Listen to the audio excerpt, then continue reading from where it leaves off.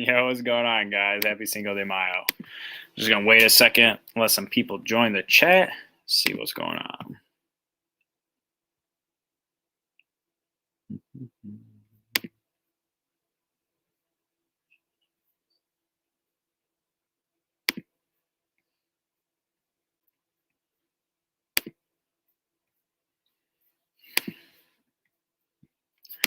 Yo, what's going on, One Pride? Happy Cinco de Mayo. Tequila Day. Gonna go over this draft. Been a little behind, just waiting for some people to join.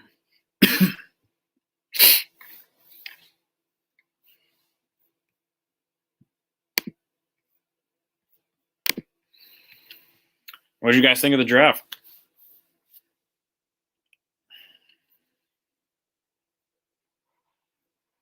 What up, Malik? All right, let's get started. So I was just looking at some ESPN stuff, reading some articles, things like that, really trying to gather what, national coverage is saying about the Lions. If you're a Lions fan, you should be pleased with our draft. Yeah. If you're a true, real Detroit Lions fan, you should be pleased with the draft.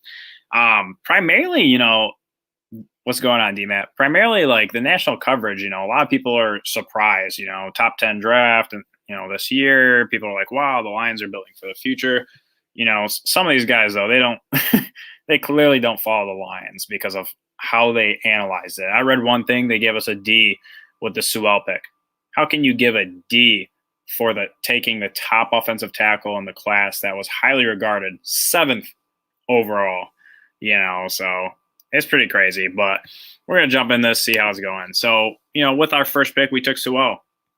They rated a 93 overall. I would give it about a 99 because you allowed what they are saying a perennial Pro Bowler, all-pro athlete to fall to the 7th overall. Why would you rate that a 93? I mean, that's as good as it gets, right? So, with Decker playing on that left side, it allows Sewell to kind of easily transition into the league at right tackle. Some people are like, well, he played left tackle in college. I understand that. But allowing him to start on the right side allows him to kind of ease into the league, right? And if, Decker only stays for this contract and leaves, then we have Sewell that can play left tackle. And we already filled that position, right? So we literally shored up that offensive line. And, people don't realize, like, you still have players like Stenberg. And we signed, I think it's Drake Johnson. Let's see. Yeah, Drake Jackson, from Kentucky. So you got a couple of those Kentucky boys, that can fill in that right guard position. And we have Big V, right? So, I mean, our entire offensive line is pretty much set. So as long as Sewell, for some reason, isn't a huge bust, the offensive line is set for the next 4 years. And we picked up Frank Ragnow's extension, so for his 5th-year option. And we're building defense. Yeah, if you really look at what we did, we're building the foundation for our team. People might say, well, it's not a great draft. It's not that good. You took all linemen, this, that, But what they don't realize is we're not planning for just this next year. We're planning to set up our franchise for annual success year after year after year. And the way to do that is to build from the line of scrimmage. You see that with all these teams that are dominant, right? They get pass rushers. They get guys that can block. They get all this. And that's where you seek success. You don't just take skill players and quarterbacks, cornerbacks, all these guys. You need to build from the trenches. So let's see what else we got. Sewell, I couldn't be happier. I literally did not expect this guy to fall to 7. I was utterly shocked that he did. I don't think anyone really expected it just based off how the draft was going. We'll see. So we got Levi in the 2nd round. I was really shocked. I'm not going to lie. I was really shocked that we took him instead of Jock. I was all for Jock. I'm a firm believer if you have dominant linebackers that you can have a very good defense. But apparently, it came out that he had a heart condition, so that does explain why he fell down a lot of boards. A lot of guys end up having heart conditions, and they fall. And it's unfortunate. Well, like even Taco Charlton, I believe, came out with a heart condition. He was projected to go, top 15, top 20, and then he fell. So it just, I mean, it depends. So after watching some of this guy's film and reading up on him, I mean, my God, this dude is aggressive as shit. You know, he can rush. I mean, he's explosive off the line. He's strong. He's violent. I mean, this dude is freaking hungry. And the best thing about, you know, our first couple draft picks is they're going to be able to compete with each other and help each other grow, right? You're building the offensive line. You're building that defensive line. Iron sharpens iron, right? We should look at the Raiders and compare. Let's see who's really yeah, I mean, one pride of the Raiders. I don't know what the hell the Raiders are doing, man. What's up, Hook Cam? I'll send you an invite if you want, man. Just let me know. Yeah, I mean, I'm super ecstatic about this, right? You have 4 really good offensive linemen, and after, you know, sleeping on it in that second round, third round, I was not the happiest, right? I was like, man, why'd they take 2 defensive tackles? And I thought about it, and what has happened in the last couple of years for our defensive line? Injuries. Deshaun Hand shows out, gets injured. This guy shows out, gets injured. So they were like, we're going to go balls deep. What up, though, JGB? You know, we're going to go balls deep. We're going to make sure that no matter who gets injured on our D-line, we have depth. We have young, hungry players. And I really like what they're doing. It just came out that they're going to be running a 3-4. I don't remember where I read this at, but I was pretty shocked, you know, just given our defense. And then I kind of thought about, I'm like, you know, if you throw Romeo over at, you know, Sam linebacker spot, and you throw Julian at the weak linebacker spot, and you got Flowers, Brockers, you know, Levi, you got Aleem, you got Penasini. I was like, you know what? I kind of like that, actually. It's not super flashy just based off, you know, the initial look, but I think it'll get the job done, you know. Let's see. The Raiders are going to Raider during the draft has long. What up, Luke? I literally joined your stream like right at the end. And you're like, oh, we've been on for 2 hours. Like, damn, Luke started early. Let's see. You want me to join you? I'll send you an invite if you want. Let's see. Give me 1 second, fellas. What up, Izzy?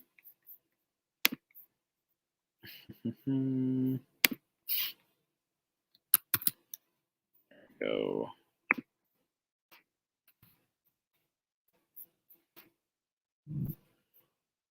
Are the same thing. All right. I'm going to give him a second to join up. Yeah, I mean, so basically, you know, you look at it, it's not a flashy draft. It is not a flashy draft by any means. Let's see. Yo, what's up, Luke? Look, man, you should have told me you should have told me you was going live. I would have told the people to come check you out to show you some love, bro. I didn't know that you was going live. Dude, honestly, neither did I, so it's all good. Oh. He say neither did I. Hey, man, listen, I was getting ready to go and cook, man. You know, go and get the, you know, cook some food. Right. But everybody went to sleep except for my oldest one. And I asked him, was he hungry? And his response to me was yes, for rice cakes. I'm like, okay. Right. Like this what we doing. You're supposed to get some tacos, bro. Cinco de Mayo. Listen, bro. Listen. You know what?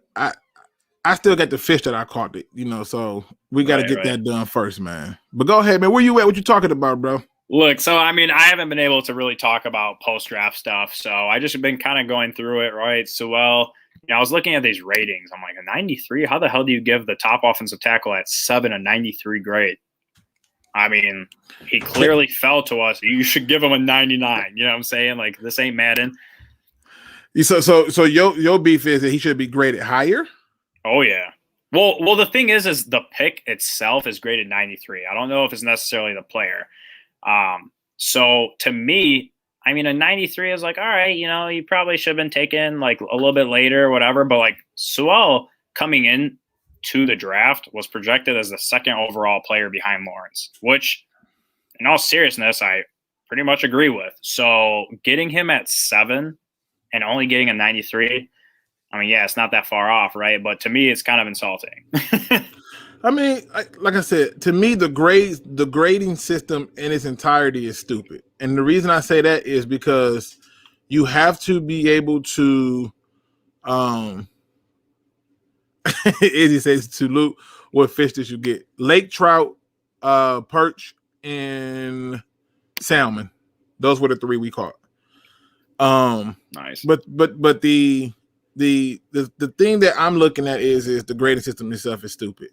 Like they got to go out and still play, right? Like, and the only thing that can nullify any of those grades are injuries. Kevin White, wide receiver out of West Virginia, went to the Bears. I thought he was going to be a killer. The dude was hurt every chance and every step of the way. Does that mean that this grade was wrong? No. Does it mean this grade was right? No. They got to play. And so until they play, I don't, the grading system don't really catch me off guard like that. I just be like, okay, whatever. Right. And I can totally respect that because, I mean, Sewell is highly rated and he played very well when he played. But at the same time, I mean, shit, we've had first overall players that are busts. To me, it's just the constant bashing of the Lions. I mean, no matter what we do, it's not good enough. You want us to take skill players, we take them? Oh, why would you do that when you need to build a line? You build a line, why would you do that when you need a skill player? Like, what the hell? Like, Right. Well, what irritates me the most is this part that says post-draft analysis. Left tackle Taylor Decker is coming off a great season, and Detroit has other pressing needs. And so now the question becomes, when you talk about other pressing needs, he doesn't go into depth about what are these other pressing needs. Now then the part of it that he left out when writing this is what are those pressing needs that are worthy of the 7th overall pick? I was going to say that if you didn't say that. Because for me, obviously, like if you could have got one of the star defensive players, that's great. But there ain't no Nick Bosa in this draft. There ain't no Joey Bosa. There ain't no Myles Garrett in this draft. So why would we go and reach? Because that would have been the narrative. Oh, the Lions reached for Christian Barrymore. Oh, the Lions reached for this guy. Like, what the hell? Like, right. Like you would rather do that or take the best player available that still meets a need, because we had no right tackle. I don't care which way you look at it, upside down, left, around, whatever you want. We had no tackle. We can't run the ball. You have this star running back that you just drafted that showed so much potential, and you're going to leave the whole right side trash? That would have been worse than reaching for a defensive tackle or a DN or a linebacker. Agree. And like I said, it really did boil down to the fact that if everybody keeps saying that we had more pressing needs, yes, the safety position was the worst position that we had going into the draft. There was not a safety worthy of a top 7 pick. At the safety, I would argue linebacker was our next worst position. There was not a linebacker worthy of a top 7 pick. At the linebacker, I would then go with Sewell at this point. The offensive tackle spot was then next for me, because when you can't run the ball but nowhere but to the left, or most of your pass plays is going to the left, this is a problem for me. And so at that point, they went with the most logical choice, because it's logical. It makes sense. There was nobody else worthy of that pick. Now, if somebody, like I said on my show, if you want to argue with me and tell me that Slater was better, all right, then let's have that conversation. But this whole idea of taking a whole nother position because you would have did something different, well, that's probably why you're writing articles and not in the fucking room. So yeah, I mean, honestly, and how I look at it is like, let's say something happens to Decker, or he plays out his contract, and you're going to be paying Sewell. I mean, this is all obviously projecting, but like now, let's say Decker leaves, you can literally move Sewell over to left tackle and not have a shitty ass left tackle protecting the blind spot of your quarterback. Facts. You know what I'm saying? Like, he's versatile, right? And to me, what I said earlier is he's going to be able to ease into NFL transitioning to right tackle, right? And he's not going to have to go after Khalil Mack and all these guys right away. I mean, yeah, he'll have to face up against them, but Decker's primarily going to be taking care of that, because obviously they line up primarily on the weak side of the quarterback. And so to shore up both sides in a division that has very dominant DNs and pass rushers, you cannot go wrong with that. And not only does it help that, helps the running game, helps the play action game, helps the passing game, helps freaking everything, So you really couldn't have gone wrong with Sewell. And like you said, there's not a single defensive player that was as valuable as Sewell, at the pick 7. Well, let's take it a step further, right? I want to kind of help put a lot of this talk to bed. So we're gonna have a little fun. All right. And so again, this just is about logic. So some people have to be, some people you take them to the water and they can't drink. You try to make them, you stick their head in it, they just don't want it, right? But let's talk about this. Let's try this. Let's try the Detroit Lions schedule, right? For 2021, right? Now we obviously don't know when they're going to play, but we know who the opponents are, right? Yep. So let's just start with the Falcons. All right. Now, this is a team that I think we will beat. All right. I'm gonna say this again. It's a team that I think that we will beat. Here's their group of defensive ends. Dante Fowler Jr. Trash. Jacob Tutu, I cannot pronounce his name. Minor. Trash. Jonathan Bullard. Trash. Carvis Mingo. They drafted Taquan Graham, Steven Means. This one dude, I'm not even trying to play no game trying to name this dude. I'm not even gonna do it. AK is ADETO. Oh wait, Adetokow Kimbo. I'm not, the last name is too damn long too. Never mind. Kobe Jones and Ellis Howard. So you can already see right there, there's no threat to the outside or the inside. Yep. But let's go and look at the reversal of it, because you got Mario Edwards Jr. on the Bears, and you're going to see them 2 times a year. They brought in Angelo Blackston, who's a good D tackle, but you're going to see him 2 times a year. They got Charles Snowden and Khalil Mack, obviously over there. And you're going to see them 2 times a year. You go on to look at the Vikings. You got Stephen Weatherly, Daniel Hunter. These are all people you're going to see 2 times a year. You go over and you look at things like, say, the edge rushers, right? Because these are just people you're going to see 2 times a year. Now you're talking about going against Zadarius Smith, Preston Smith, right? And now you look at it a little bit different. You got Anthony Barr. They just added Surratt over there. So you got that problem going on. They also brought in Troy Dye. So they got options to get after you. And now you got 2 tackles who eliminate outside pressure. Your quarterback sits comfortable for most part. And now they have to blitz, which means if they're blitzing, you have a way better chance of killing them, because if they're not blitzing, your quarterback's sitting. So in my eyes, you're winning. Let's go to the next opponent, though. So we got all them out the way. They played the Cleveland Browns. Yeah, right? They beefed up that defense too. I think they went like all defensive players basically. dude, just looking at it, you already know that right off the gate with that game, you're going against Jadeveon Clowney and Myles Garrett, and that's not even mentioning the linebackers. That's just the that's just the D ends.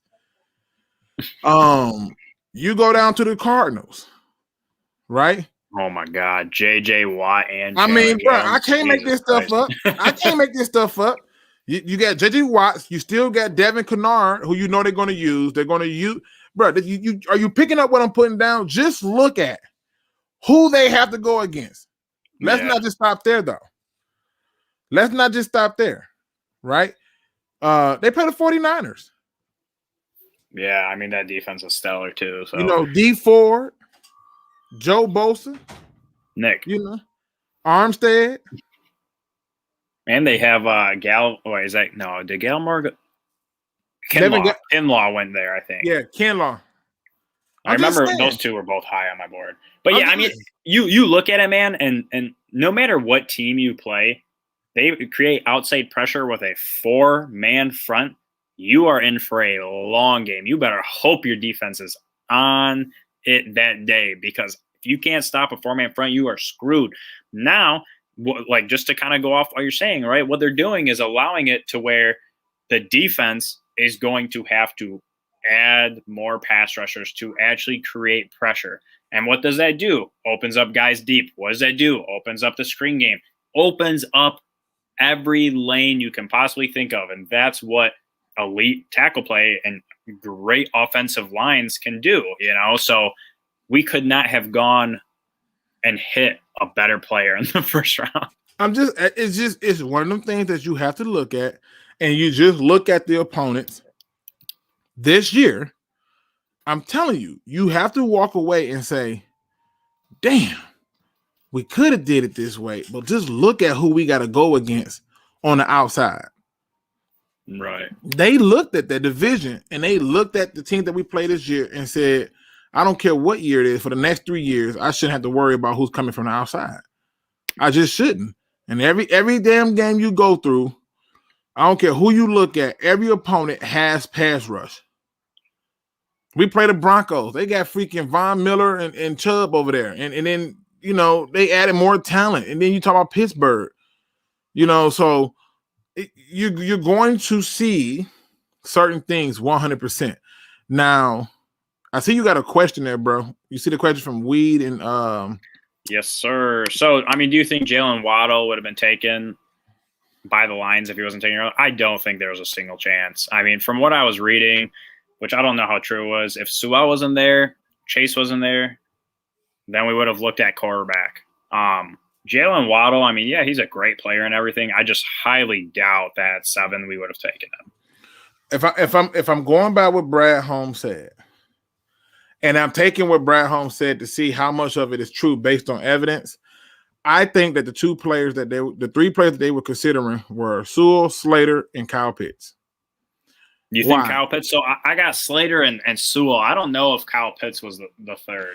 Well, I would not be surprised because he's basically a wide receiver, but I don't know. Well, just look at it from this standpoint, right? He never said who the third person was, right? That's cool, right? But look at it. You think Josh Hill just magically retired today, and it's the first time they heard about it? Right. Like they knew. Breaking news, by the way, guys. You know, we signed Josh Hill to a 1-year contract, and he retires after the draft. Right, like that. Just you think they didn't know that he had made this decision already? Hell no. So to me, they already knew that decision was in, and they just was like, hey. I think what happened was they flat out told him like, hey, could you not announce it until after the draft because we want to make sure that we can still do what we need to do in the draft. And I got a few smoke screens out there. And he honored them and said, okay, I can do that. Right. And they said, okay, cool. We're going to take care of you. And so they had to know that. Now, he said that when it came to the 3, it was Sewell and a guy who played the same position as Sewell. The only person I could think of is Slater. Right, maybe Tavin Jenkins, but we know it was an offensive tackle. And then he said the other one I'm not going to say for competitive reasons. What? You already said the first one. So, I mean, the chances, the truth was he probably wanted to not say nothing because he knew that the guy that they was thinking was already off the board in Kyle Pitts. But I think it boiled down to them. If it was about a quarterback, it was one there. Fields was there, but he probably did the same thing that most people did. Looked at the history of Ohio State quarterbacks and said, hell no. Right. I mean, they're flashy. It's like that golden wrapped chocolate, right? It looks really flashy and cool, and then you taste it and you're like, wow, this is shit. Yeah. like I'm just telling you, it's one of them things, man, where it's like, you know, you have to be able to see it in such a way that it makes sense. I think those were the top 3 that they had it rated, but I think Sewell was their number 1 pick, bar none. Yeah. I mean, I do too, right? I mean, they were saying that we were going to trade up to 4 to draft Chase. That was definitely the biggest bullshit that I've ever heard. You know, like you're not going to trade up to 4 to grab a wide receiver, given the position the Lions are in and their new GM, new head coach and all that. True. They 100% were like, yo, we expect the Bengals to take Sewell. Let's trade up, snag him before we can, and just piss off another NFL team. Yep. And it just so happens that the Bengals went stupid and went and grabbed Jamar Chase. Yeah, like I had been playing this video of them celebrating for a while now. And it wasn't until afterwards that I realized that the video that I was playing was the celebration that they had after the Dolphins selected Jalen Waddles. And I was like, what? I was like, wait a minute. I'm like, y'all was celebrating at that point. Y'all started celebrating. Excuse me. I said at that point y'all started celebrating. And I was like, wait a minute, this can't be right? Because in my head, I'm thinking, this some bullshit. Okay. Yeah. And so, I'm at the point where I'm trying to really make sense of what they're talking about. And then I listened to him on 97.1 The Ticket. And it just reassured me that this was their number one pick all along. So if people are curious about what it was on 97.1 The Ticket that stood out to me, I'll play it. I'll play it because I think that it's a short clip, but I think it's very telling in what they was thinking as it pertains to their draft. Penei Sewell, obviously in that first pod, when he fell to you guys at 7, how active was that room? And in regards to I'm sure the phone started to ring. You didn't take long to make the pick. How active were those first those few minutes when you guys were on the clock? You know what? We did get some dialogue from other teams, but when he fell, I just said, you know what? I'm just gonna go ahead and just pick in and do it immediately.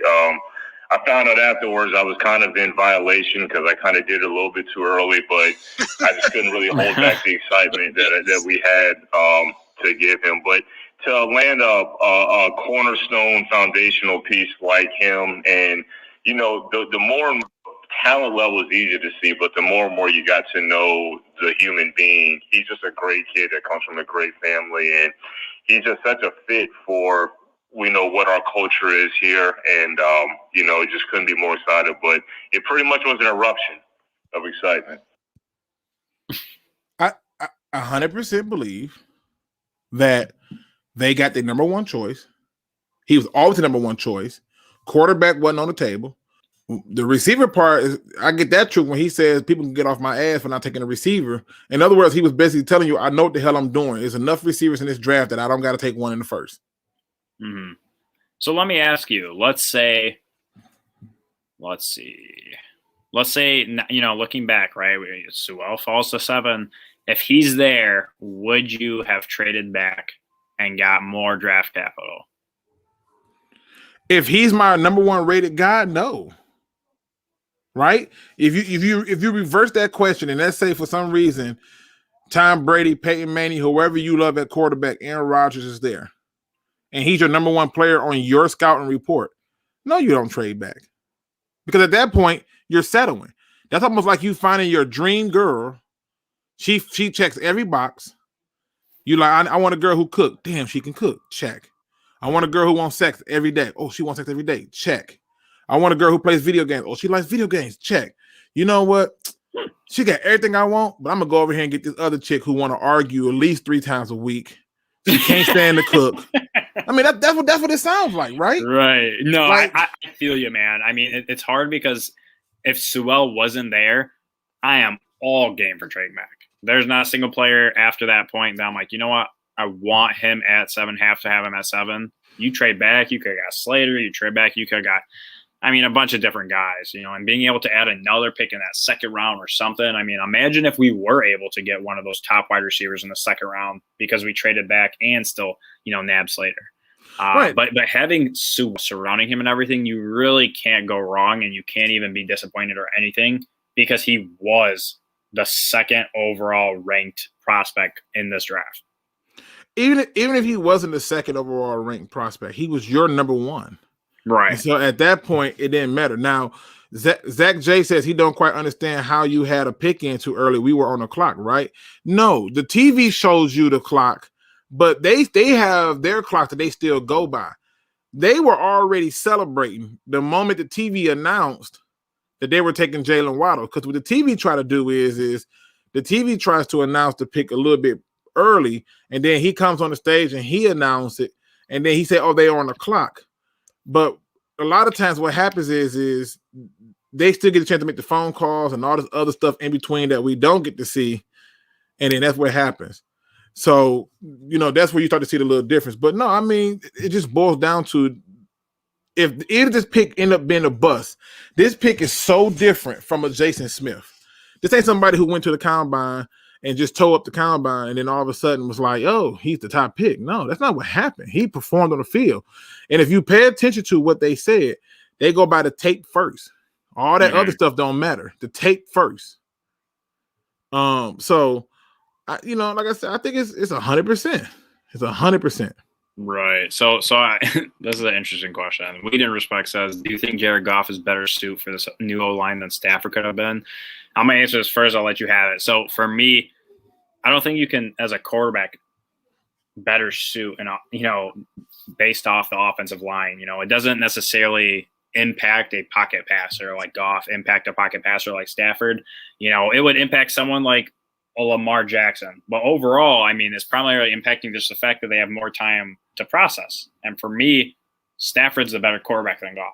So Stafford would better suit in a better offensive, room, right? And so I don't think so. What do you think? Yeah, no, I mean, I think anytime you have an offensive line, it's better suited for whoever's the quarterback behind it. Like, if you're looking at any player who don't have an offensive line, they'll tell you, hell yeah, it suits me better to have one. And so, the purpose of having an offensive line is that no matter who's behind there, they can still perform.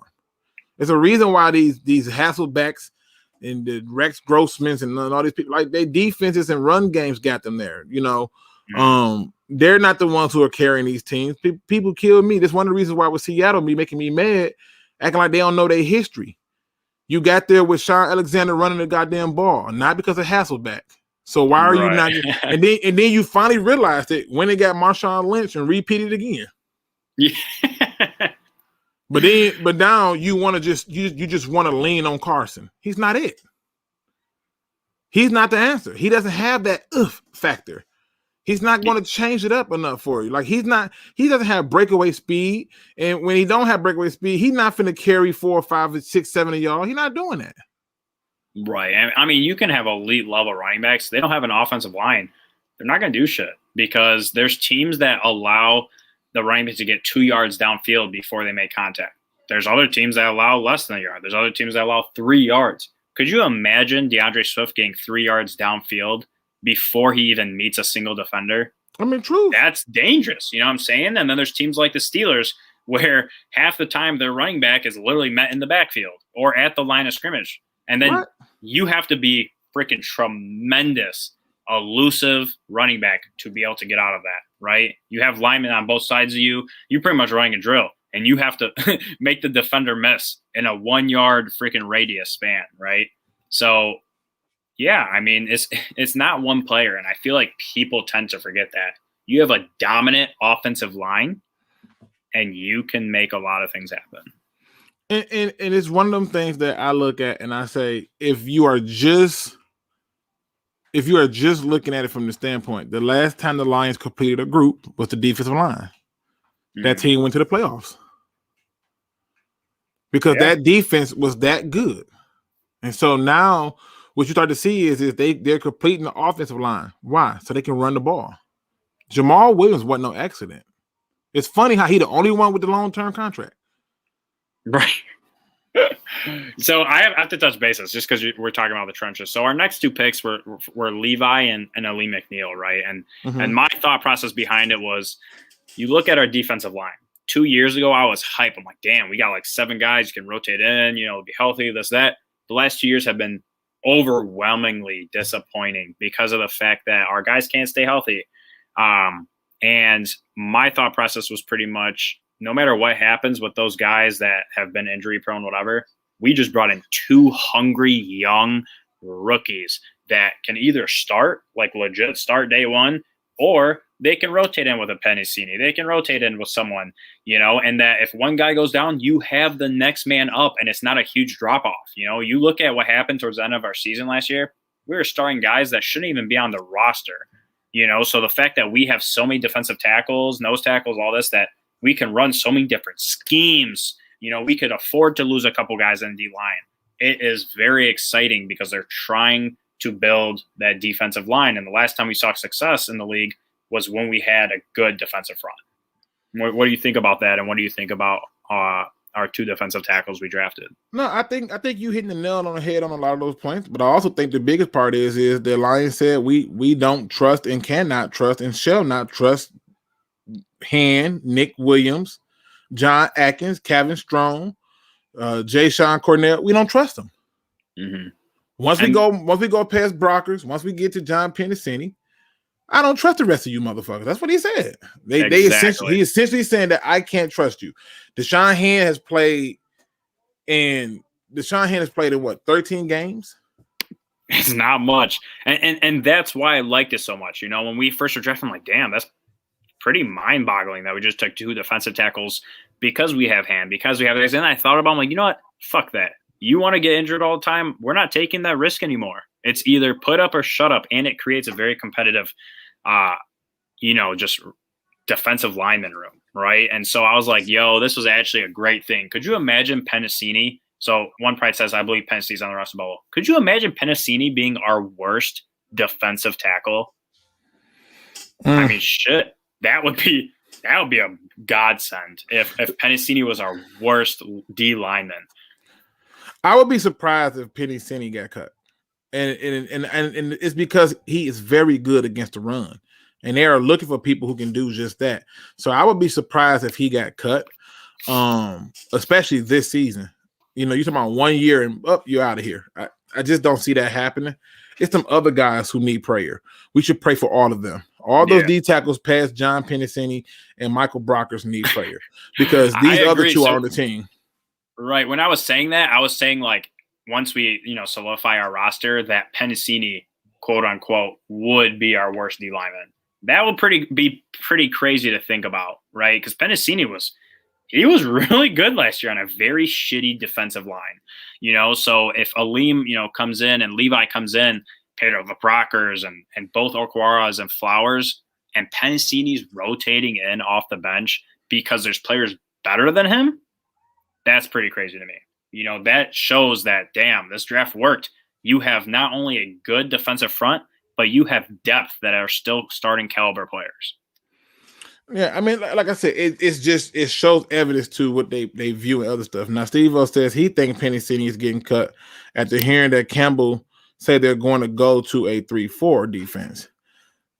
I know, I feel you, but he can play in a 3-4. You're only asking the reason. I'm gonna tell you why.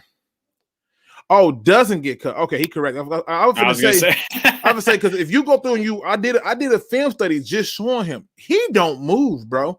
Right. I don't understand it. He if we listen to that other guy who's talking about Hawaiians don't historically do well, in the NFL, because Michiganders, they suck in the NFL and NBA as well, right? And those Texians, whatever they call them, the Texans, they're not really good in baseball. But I'm just saying, the idea about if he can pass rush or not, that's not the point for him to be there. His role is simple. On rushing downs, I want you to do what you always do and stay fast. People forget Vincent Wilford can do the pass rush and can do the run stopping, but most of the part they just asked him to take up space. The same thing with Tony Siragusa. Take up space. Let your linebackers shoot the gaps. Those other guys weren't doing that. And so you go down the list and you just honestly got to look at it and say, I don't trust these people. And I shouldn't trust them. And to be honest with you, hell, you shouldn't be trusting them neither. and the fact that I trusted them, shame on me. Because I was trusting them. You know what, too, is how I look at it is like, all right, let's say he is on the bench. All right, there are a lot of situational football instances where he will be on the field, first down, short yardage, goal line, where you utilize those guys. That would be prime territory for him, right? And you have Aleem McNeil, which can rush the pass, and I believe they said he's a nose tackle. You know what I'm saying? So, like, you look at it, and let's say one of our linebackers goes down. You could run a 4-3 front. You could run a 5-2. You have the means to be very versatile on the defensive side of the ball and to keep offensives very honest. And we have not had that in a long time because our linebacker core has been shit and our D-line can't stay healthy. So by solidifying so much depth on that D-line is opening up so many different avenues with that defense. Right. Again, even if they do run a 3-4, right? Just look at your 3-4. Your inside linebackers is going to be Barnes because he already said that Barnes is going to play middle linebacker. Mm-hmm. So your inside linebacker is going to be Barnes and Jelani Tavai. Even though I think Jelani Tavai is on the bubble a little bit, but I think they're going to give him a chance. Quick question for you. You think that Tavai would get the start over Collins? Because I'm hearing that they're going to have both Okwaras at the Sam and Will. Well, here's the thing. It's not a matter of if he's going to get the start or not. I'm just giving you the positions where they're going to play at. Because if you put let's say if you got both Okwaras on the outside, right? You got both Okwaras on the outside. You know for a fact Brockers has played DN before. You know Levi has played both DN and D tackle before. You brought in McNeil to play that nose tackle position. You know John Pennicini can play the nose tackle position. It doesn't matter who the start is. It's just saying that even if you start Collins and you start Burns, you need backups. They not going to play the full fucking game like that. You know what I mean? So somebody got to come in and give him a breather. So yeah, Jelani Tavai is there, but he's on the bubble for me because there are some other names out there that I'm curious as to what they're going to do, like Sean Dion, Hamilton, like those kind of guys. I look at those. I'm just saying, like, okay, I get it, but I also understand that at some point we have to be honest and truthful about what's going on. And so if they're going to be a full out 3-4, which I'm gonna take his word for it because he said it, then they'll be a full out 3-4. But it's even more reason to tell me that a lot of those damn D tackles we got is finna get the X. Yeah, I mean that's why I would be surprised if we primarily were 3-4 because we're more built for a 4-man defensive front. But I mean, if you bring in a lot of versatility and stuff, I mean, it's so hard to say because Barnes literally can play defensive end. I mean, he can play that Zadarius Smith type role, Von Miller, Clay Matthews. And he started as a DN, right? And then you look at a couple of the players we have that are coming off injury, like Julian didn't really play all year, Hands keeps coming off injury. Flowers was hurt the last 2 years, all this stuff. We need that depth. And good coaches play to the strengths of their players, right? You have a lot of your linebackers hurt, probably shouldn't run a 3-4. You know what I'm saying? Probably. So, I mean, you only hope that we're learning, but the thing that I love is instead of him coming in and saying that I'm going to blow this whole defense up, he's looked at the pieces he has and says, what do I have the pieces to play this year? And so if that works for him, great. Right? Yeah. Like it works for him. If it don't, then he knows he had another year, he can just change it then. But right now, he just like, okay, cool. And like I said, a lot of the stuff right here that people don't understand is this team is going to reflect attitude. And so ask yourself, what attitude is going to be reflected in there? Do they have enough linebackers to play this? Well, yeah. I mean, if the Packers can take Preston Smith and Zadarius Smith and play the same shit, why can't we? Right. I'm just saying. Yeah, I mean, my thing too is like if you look, if you truly look at like the Rams and the Saints, what is their primary objective of that front? To get after the passer. You know, they're going to let up some. Like the Rams are known for not having a good run defense, but do they still have an elite defense overall? You're damn right they got a top 5 defense. Why? Because you primarily pass the ball. You know what I'm saying? If you can stop an Aaron Rodgers, you're probably going to win that game. You can stop a Patrick Mahomes, you're going to win that game. You can stop. You see the pattern. Running backs, it's very rare that a running back on his own can take over a game. You can disrupt the pocket from the inside. Dude, you have very good chances of winning that game. So for me, I'm not too worried about that run stopping and all this stuff. And I just think they're going to tell these guys, get ready and go all out. Just get after that quarterback. I don't care. Let the linebackers cover if it is a run or this or that. Just do your job, create pressure, and cause some havoc. Yeah, the Hood Camp says he low-key loves the cornerback that we took. I guess, with us going into a 3-4, I want to see how they rotate him in. Are they going to use him as like a third safety or, where he fits in at? I think he's a freaking safety. I feel like they want to give Okuda one last chance to prove it. and then if it don't work, they'll probably roll over to this guy. But I think him and Okudah should be safeties, in my opinion. Yeah, I was looking at some of this film. I mean, he's athletic. I mean, I'm not gonna knock him at that. His ball handling skills, like his ability to actually secure the ball, is very poor. I mean, this guy can't catch from what I saw. But I mean, he has pretty good instincts, you know, so he would be a pretty good suited safety. I totally agree with you. Even if he plays, you know, in the box or something, it would be very interesting. And I think people, you know, they think like, oh, we have Tracy Walker and that's Will Harris. There's a couple cornerbacks we have on our team that damn well could play safety a lot better than Will Harris. Yeah, if they come out with Will Harris as the starting safety, I'm really going to be asking some questions. I am. I mean, then again, it's so hard because as much as I want to bash Will Harris, how much of that was Will Harris and how much of that was Matt Patricia? I just feel like Matt Patricia did nobody no favors. But I guess I give Will Harris a shot. I guess, but overall, I'm just thinking, I don't know. Now, Hookham says the reason why I like it is because this kid is tough. He can tackle. It is gritty. Don't matter if he plays safety or corner. You can find a spot for this kid like that. Yeah, that's true, and that's the thing I do like about him. I just hope that because we need another safety. We need another safety. And the only like I said, I even told Cam this. I said the only thing that scared me is I was really high on his brother, and he let me down. His brother, I'm telling you, when his brother came out, you couldn't have told me nothing. I was like, bro, this dude has it. He has the it. And who's his brother? Obi Mela. Let me see. Let me try to say it slow in my head so I don't botch it. Obi Melifonwu. So who does he play for? Well, when he got drafted, I believe he got drafted. He went to the Raiders. I want to say it was Obi went to. Okay.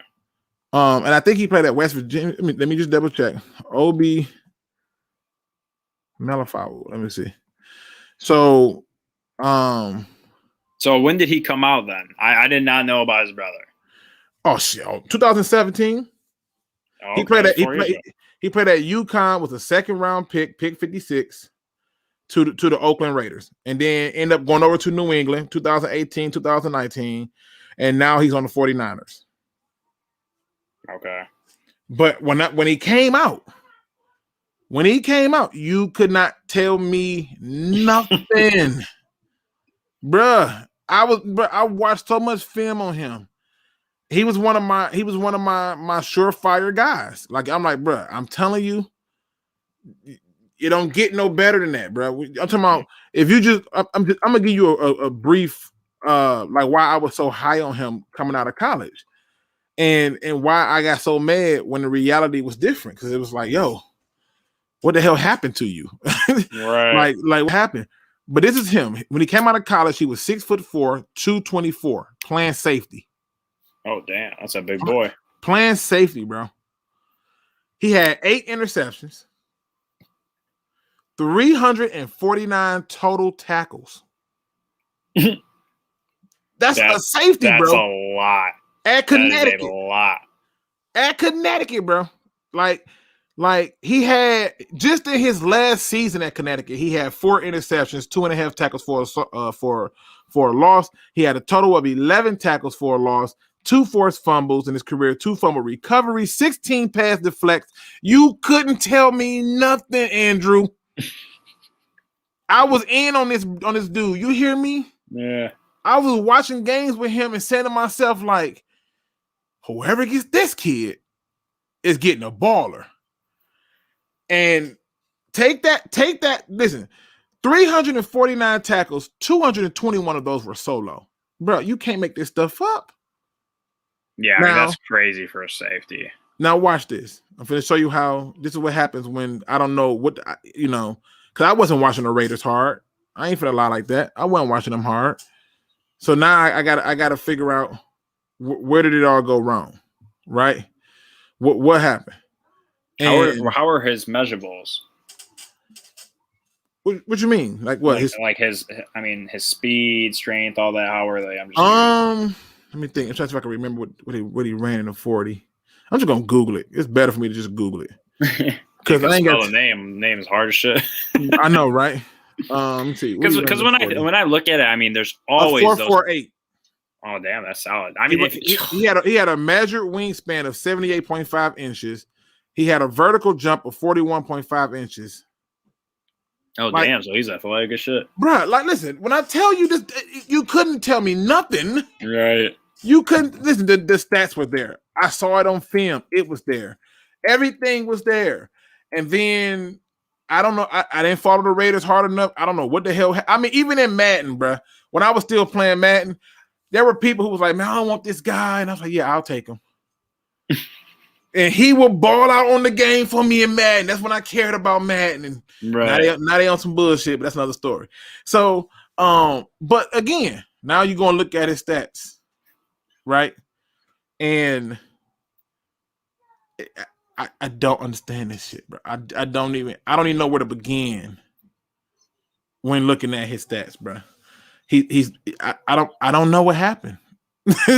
I mean, I always think about it, right? You look at a lot of these star players out of college that just tested like crazy, super productive, and sometimes they don't hit, and that could be just their ability to grasp the game at a faster pace in the NFL.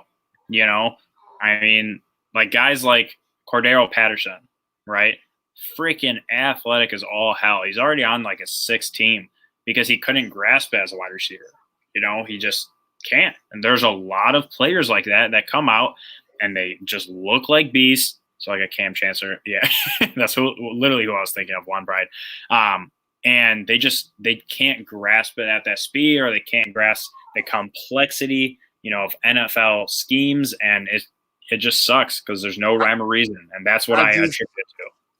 I mean, 8 interceptions, 16 passing deflects, over 300-something tackles. And now you look at his NFL career, and here's what it boils down to. 7 games, 9 total tackles, 8 solo, 1 assist. I don't know what the fuck happened. I don't. I don't. No I card. don't. I'm still clamoring for an answer.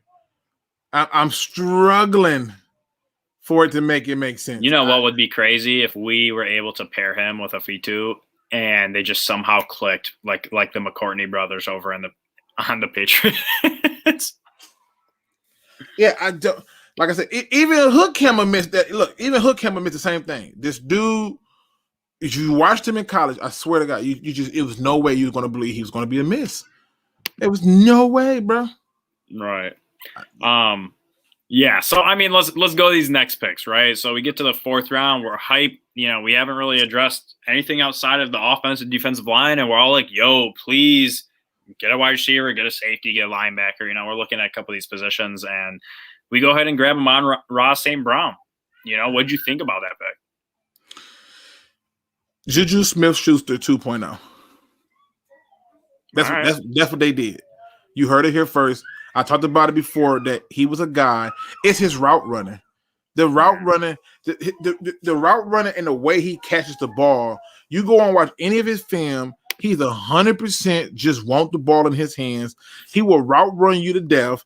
And you think he going outside, he goes in. You think he going inside, he goes out. And when you think that you got him figured out and do it, he just bodies you for the ball. He does not care. He's a guy who's willing to block. I showed that in the film study where he took that one corner and put him to the sideline. Acted him out the club, right? He couldn't even play football after that no more. That cornerback, I don't know where he's at. You know, find a milk carton, right? So to me, I was ecstatic for that. And then, if y'all don't believe me, go back and watch the stream. It's on Lions on the Prowl channel. They announced Derek Brown, and I lost it. Derek Barnes, I'm sorry. Yes, Derek Barnes, and I lost it because I was like, yo. You're like, oh! But I lost. I could not believe. Listen, if you look at this guy, the fact that he can play all 3 linebacker positions, he can play in the 3-4 or in the 4-3. You can put him at DN and still get production. I was so ecstatic, and I remember I did a mock draft where I was doing best player available, and I went and took him, and everybody named Mama shitted on me. They was like, yo, you know, it was like birds flew by, shitted on me. The dog walked up on me, shitted on me. Everybody just dumped on me and didn't care. And I was like, listen, I'm telling you, the guy has versatility. He a beast. And people are like, oh man, I don't know, man. I'm like, okay, I'm just telling you, that boy is a dog. And I, just similar to Clyde Edwards-Helaire, when I kept taking him in the second round, and I remember you was one of the first people to go, bruh, we're not doing this running back stuff, especially not no Clyde Edwards-Helaire. And I'm like, okay, I'm just telling you. He's a dog. And Clyde Edwards-Helaire come out and go nuts, and everybody was like, well, who in the hell saw that coming? Me, I saw it. And I'm telling you that these two picks is where the draft really took off for me, because Amon-Ra St. Brown, Juju Smith-Schuster 2.0, and Derek Barnes is just, these are steals. They're going to perform. You're going to be the read and read. The excitement in me right now is not normal. Okay, it's not normal. This is like Christmas. This right here could not have worked out better. Everybody wanted Michael Parsons. Well, you got one. Is he going to be the world's greatest coverage linebacker? Probably not. Right. But can he get to the quarterback? Yep. Is he as fast as Parsons? I don't think Parsons really ran a 4.3, but that's another story. I was looking at Mon, right, and I was like, damn, this boy should have went into the second, early third, and I would have been happy if we grabbed him with a third-round pick. The fact that he fell, I was freaking ecstatic. I'm like, boy, this guy's a Cooper Kupp. He's a Juju. Like these guys that get separation, they're not going to burn you. And we know that he's not going to burn anyone. But you know what? When he does go deep, this dude is freaking aggressive as all hell. I've seen him just completely body guys. And he's not like a huge wide receiver or anything. I mean, he's 6 foot, basically 200 pounds, whatever. And he is a great wide receiver. So the fact that he fell that far and we were able to land him, I was like, oh, damn, here we go. And then lo and behold, trade up, Lions select Derek Barnes. And I literally remember you were just like screaming. You're like, oh, this boy's good. So I'm like, all right, I got to watch a little bit more tape on this guy, right? I start watching this tape. And I'm like, yo, this guy started as a DN and transitioned to linebacker? It was bodying him at DN. Big tackles. He was bodying him. You know what's funny? So, we got to look up some of this. I was literally watching this man's tape, right? Starts as a DN, transition linebacker. This boy was completely throwing left tackles off their feet.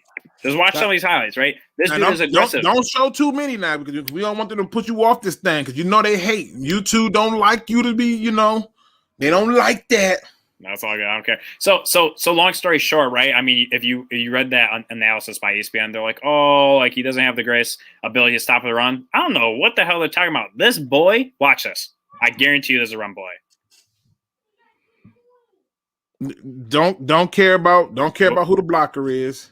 Right. So his ability to dissect defenses. Look at this. Completely. Look, I can't make this stuff up, bro.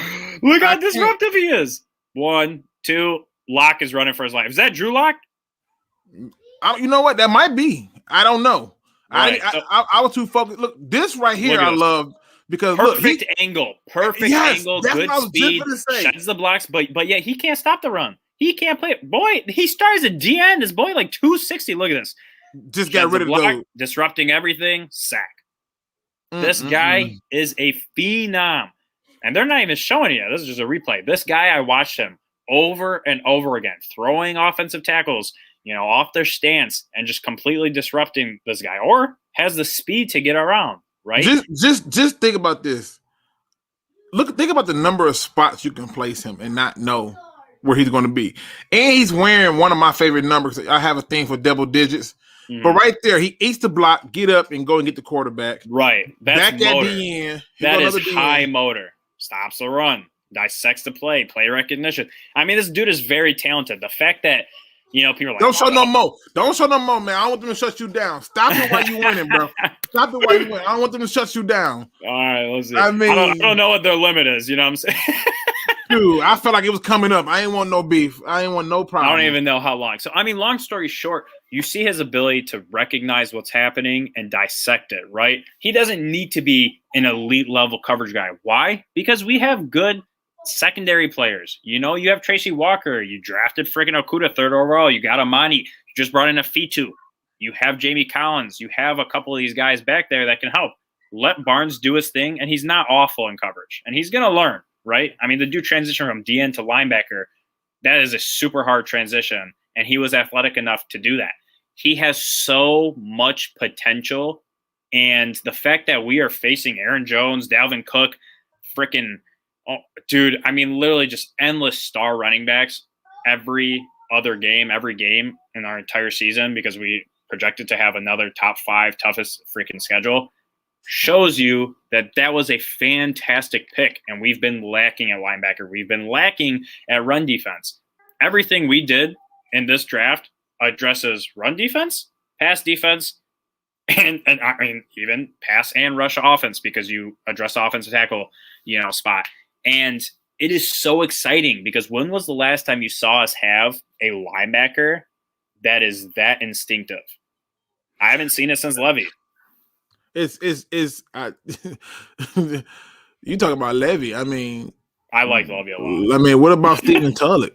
What about? Well, they paired together, right? I mean, they were a yin and yang. What one lacked, the other one excelled at. I just know this. I did a mock draft, and in the 4th round, 3rd or 4th round, I had us taking Barnes, and I told people this dude has talent. It's not normal what he can do. But the truth is this: what Barnes gives you are options similar to what you would have had if you took Simmons, where you're not sure where he's lined up at exactly, because he could play safety and he could be a safety in the box, or maybe he's a linebacker in the box on this play. I'm not quite sure. That level of confusion is going to cause problems. So now let's just think about it. Romeo, and let's say you got one. Let's say, you know what? Let's say they came out and they're starting 3-4. You just do a basic 3-4. And let's say your nose tackle is Emil. You got Brockers at your left DN. Let me see. Hold on. Yeah, your left DN, and you got Trey Flowers at your right. You got Romeo and Julian at the outside rush linebackers. And then you got Collins as your coverage linebacker, if you will. And this guy is your other linebacker. And you do a simple blitz with him. Somebody getting home. Yeah. You ain't just walking up out of that. and that's the thing, man, is we addressed that pass rush. And I mean, Jesus, man, like, when have you seen us be able to collapse the pocket from the inside? I haven't seen it since Sue. I have not seen us be able to collapse the pocket on the inside since Sue. You bring in Barnes that could line up in multiple spots and blitz, and not only cover, right? You have Aleem. I mean, you brought in so many athletic defenders that they are hungry. They are freaking heat-seeking missiles, and they're going to get after it, right? And they diagnose the place pretty quickly, in my opinion. So, I mean, Barnes in the 4th was a steal. And what did we give up? A 4th next year and a 5th. Wow, big whoop. And we got a 7th back. You know what I'm saying? So you basically traded 4ths, and then you swapped a 5th and a 7th. I mean, for me, that's tremendous value. So, I mean, and they graded it like a 33. You can do that. Listen, you can do that when you're going to get – listen, y'all got to understand something. Who cares that they gave up what they gave up for the future draft? Because you got to think, they got 2 firsts next year. They're going to have at least a 2nd. They're going to have at least 2 thirds, because they're going to get comp picks. They're going to get a 4th back for a comp pick. They're going to probably get a 5th back for a comp pick. They probably going to end up walking away with like 11 draft picks next year. Who cares what they gave up? Mm-hmm. Let me answer this question really quick from One Prior 40. Was you sign Jeff Heath? I would rather see them play Will Harris than pick up Jeff Heath. Hell to the no. Just Jeff Heath just doesn't do it for me. He's not even meh. He's there. He's just there. You know what's funny is he's actually from Michigan. Who? Jeff Heath? Yeah, he actually played for Lake Orion, which is where I live right now. Oh, well, you know what? So I tell him to his face. Look, bro, I'm glad you made it and all, but you not it, dog. No, when you out the league, no, only people gonna remember you were there were your friends and family. That's it. Look, he literally look, he's on SportsCenter all the time, man. Just on the wrong end of it. It's just like he was on the Dallas Cowboy team that on that defense that year where they should have they had cornerbacks, they had the defensive front and everything, and then you always saw Jeff Heath like if it's open field tackle, he wasn't securing it. I just like if the Lions, like I said, I'd rather see Will Harris out there than Jeff Heath. At least with Will Harris, if he gonna look stupid, I feel like at least Will Harris would at least hit you in the process. Jeff Heath ain't hitting shit. He ain't knocking nothing down. I just ain't doing it. You know what, too? And people want to give Harris just a crap ton of shit. He played pretty well his rookie season. Like, if you truly look at his rookie season, he played pretty well when we actually had somewhat of a pass rush. Last year, I mean, our defense was non-existent. Everyone played like shit, and we retained a lot of them. Do I think that's because they're bad players? No. I think they all gave up, didn't want to try. They wanted to get rid of Matt Patricia, and it happened. So it's going to be very interesting to see, you know, with good coaching and obviously motivation and, you know, just everything to see what he can truly do. Because I don't think how he played last year was an accurate representation of his game because he played better his rookie year. And I don't think it was a sophomore slump. I'll put it like this. I'll put it like this. As much as I want to blame a lot of what happened on the players last year, and I would grossly disagree with you that they gave up. I think they didn't know what the hell was going on. One moment, I do. Hey, that too, man. I think one moment they was like told to do one thing, the next moment they was told to do another, and they was just like, bro, I don't know what the hell you want us to do at this point. Because you got to remember, at one point Patricia was always calling the plays, and I remember I pointed out that this is a game where Patricia didn't call the defense, and people was like, how can you tell?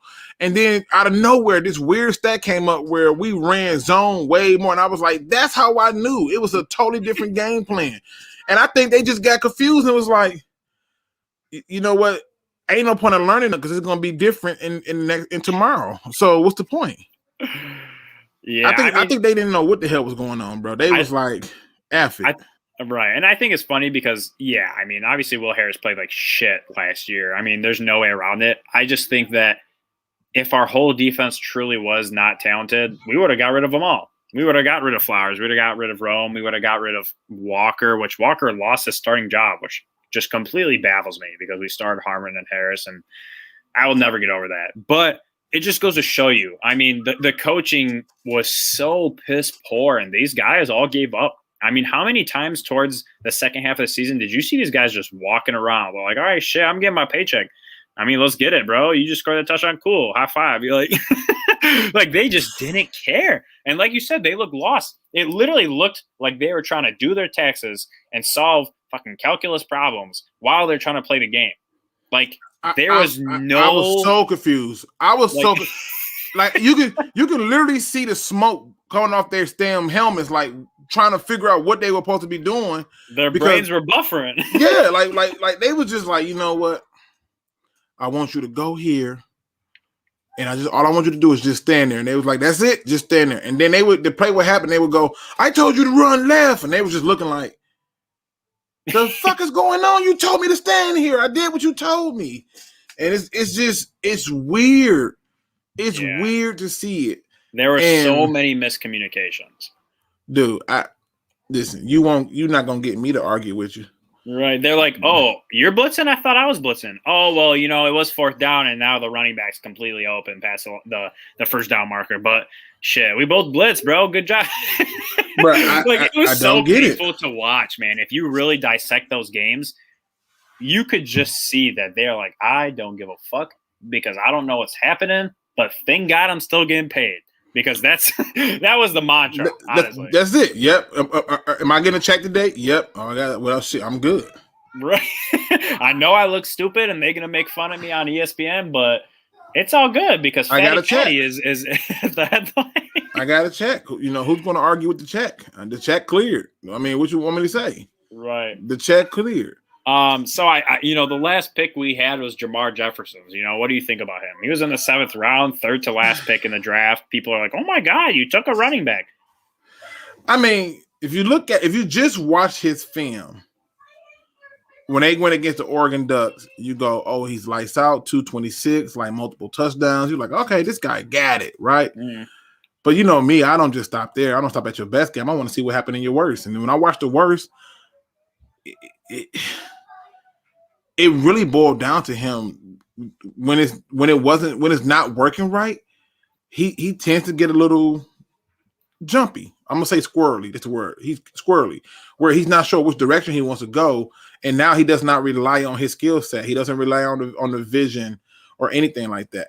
And the first person that I thought of when I watched him playing just overall. Now I know I'm gonna get a lot of heat for this because people are gonna say, "Oh man, you crazy? He faster." Blah blah blah. I thought it was Drake Bell. Mm-hmm.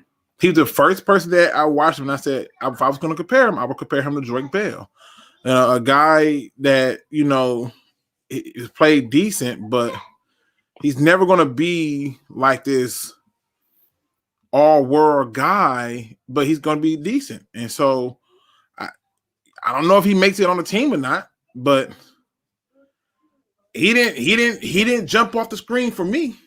Yeah, I mean the only thing I saw is he has good vision. That's it. I don't, and even that, I don't think he has amazing vision by any means. He doesn't really know what to do when he's in the open field. That's kind of what I was watching. I was like, yo, this guy's open. Like, he's downfield. Like, he has the ball already. Like, what are you going to do? And I feel like he's just like, well, shit. I mean, like, I know no one's near me yet, but should I slow down? Should I anticipate, someone's about to tag me? Like, what should I do? Like, he's very raw. I feel like the game comes a little bit slower to him. And so if he can just kind of learn a little bit and utilize that and build on his vision, I think he could get a rotational role, but I don't think anything more than that. Yeah, like I said, I would be surprised if he makes this team, because if you ask yourself, what's the one thing for a fact that Kerryon's going to probably be your third down back, because he can block. Mm-hmm. He can catch up the backfield, and he can still run it. You know what is actually going to be very interesting is that, I mean, I know our running back coach is like, if you can't block, shit, you can't play for me. And I was like, I mean, yeah, you should be able to block if you're a running back.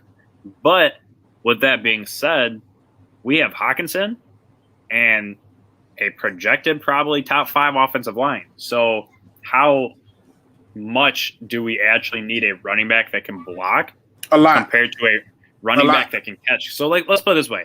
Let's say you do keep Hockenson inside and maybe, block and release, right? You have DeAndre Swift back there on a third down. Would you rather have DeAndre Swift in that situation, or would you rather have Kerryon Johnson?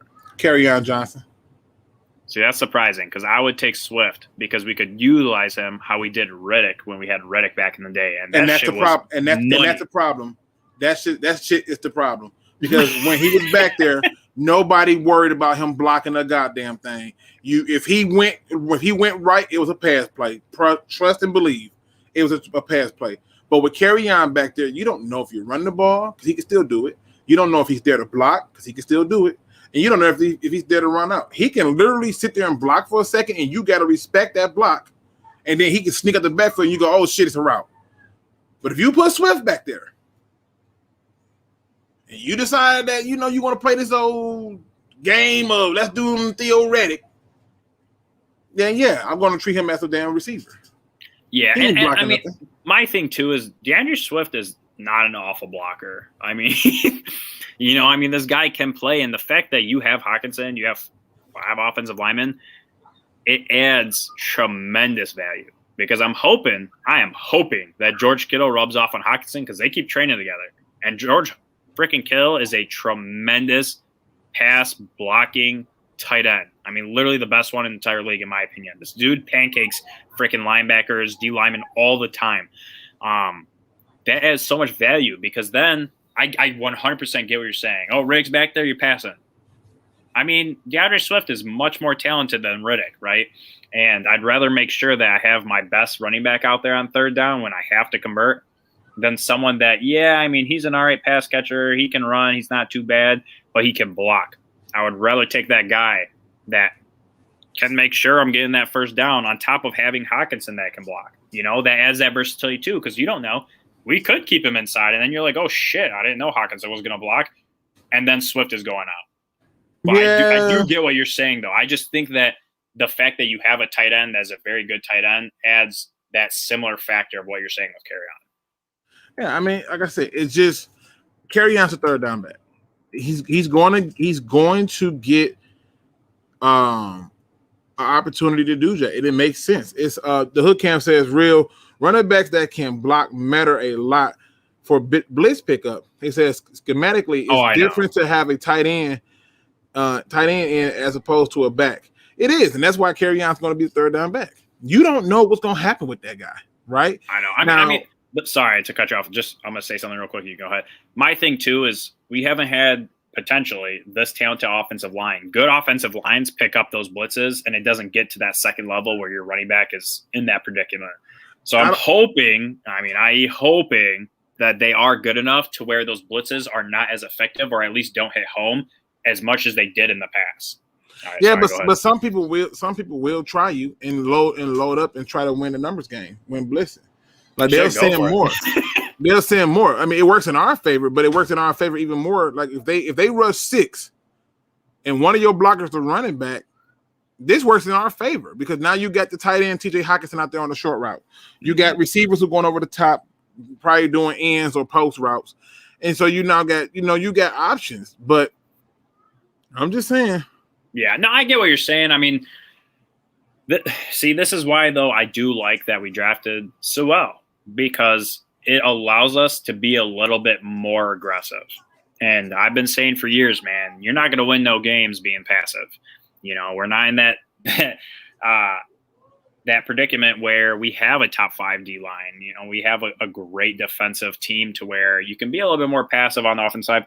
You got to put up points, and the way to put up points is to be aggressive. And I know, obviously, it's very subjective in how I'm interpreting this, but for me, I'm going all out. I'm trying to drive down the field. You want to blitz me?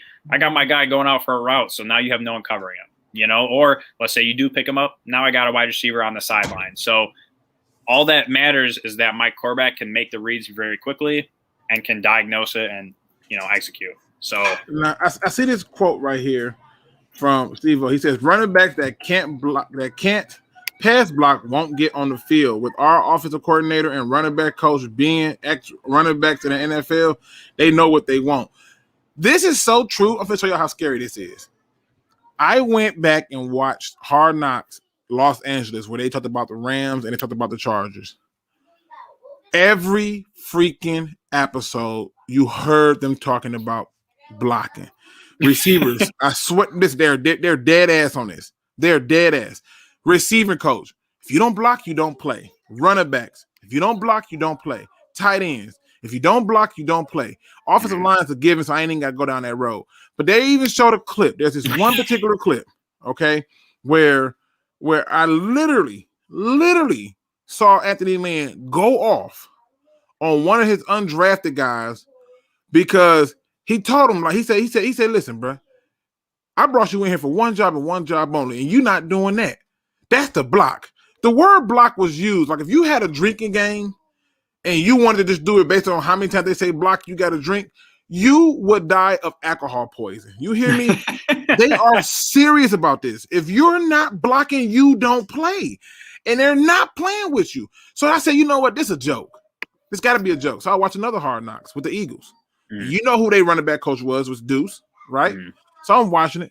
And again, you don't block, you don't play. It's a mantra at this point. Don't block, don't play. Yeah. Don't block, don't play. Like it's seriously a thing that they're not playing with. You don't block, you won't touch this field. Now on the defensive side of the ball, when they talk about the things on the defensive side of the ball, it's simple. I don't need you to knock the person out. I need you to play little league football. Wrap up and get them down. If you can't tackle, you won't play. And so they're sticking to the script. It's consistent across every level. So I suspect that Kerryon makes a team. I think Ghost Gunner said he see them carrying 4 running backs with one probably being protected on the practice squad. That could be the case. And if that is the case, then I'm saying, all right, cool. But Kerryon ain't going nowhere. And the only thing is going to mess Kerryon up if he gets hurt. Yeah. That's it. Yeah, I mean, my thing too is, just going off what you're saying, it is important, right? It really is. And I'm looking at some of these things, and Kerryon blocks were off the chain, this and that. It was. And it's going to be very interesting to see how they utilize it because you have 3 backs that are capable, right? I know we drafted Jefferson and all this, but you have Swift, who obviously is going to be your primary back, and then you have Williams, who's a change of pace. And Kerryon, seems like the steam is coming off of Kerryon, but he is a very good pass blocking running back. But if you only utilize him in that sense, primarily this, that, whatever on those third downs, those blitz coverages, it's gonna be very interesting to see if they can keep the defensive honest. I'm with you. I'm with you. Like I said, it's about not. Hold up. As we're talking about this, Detroit Drew just sent us in our group chat that the Lions are waiving Kerryon Johnson. What? That just happened? And this is legit from Ian Rappaport. The Lions are waiving Kerryon Johnson. Oh, wow. Okay. So they whole argument has been blocking. So now the question we got to figure out is what is it that he was not going to do? Run. That's what I was kind of getting at, right? So like he hasn't really shown that running ability, and he's honestly not the greatest pass catcher. So when you look at it, like, yeah, he is probably top 5 in terms of run blocking. I mean, pass blocking as a running back. But besides that, he's not good at anything else since his rookie year, since that injury.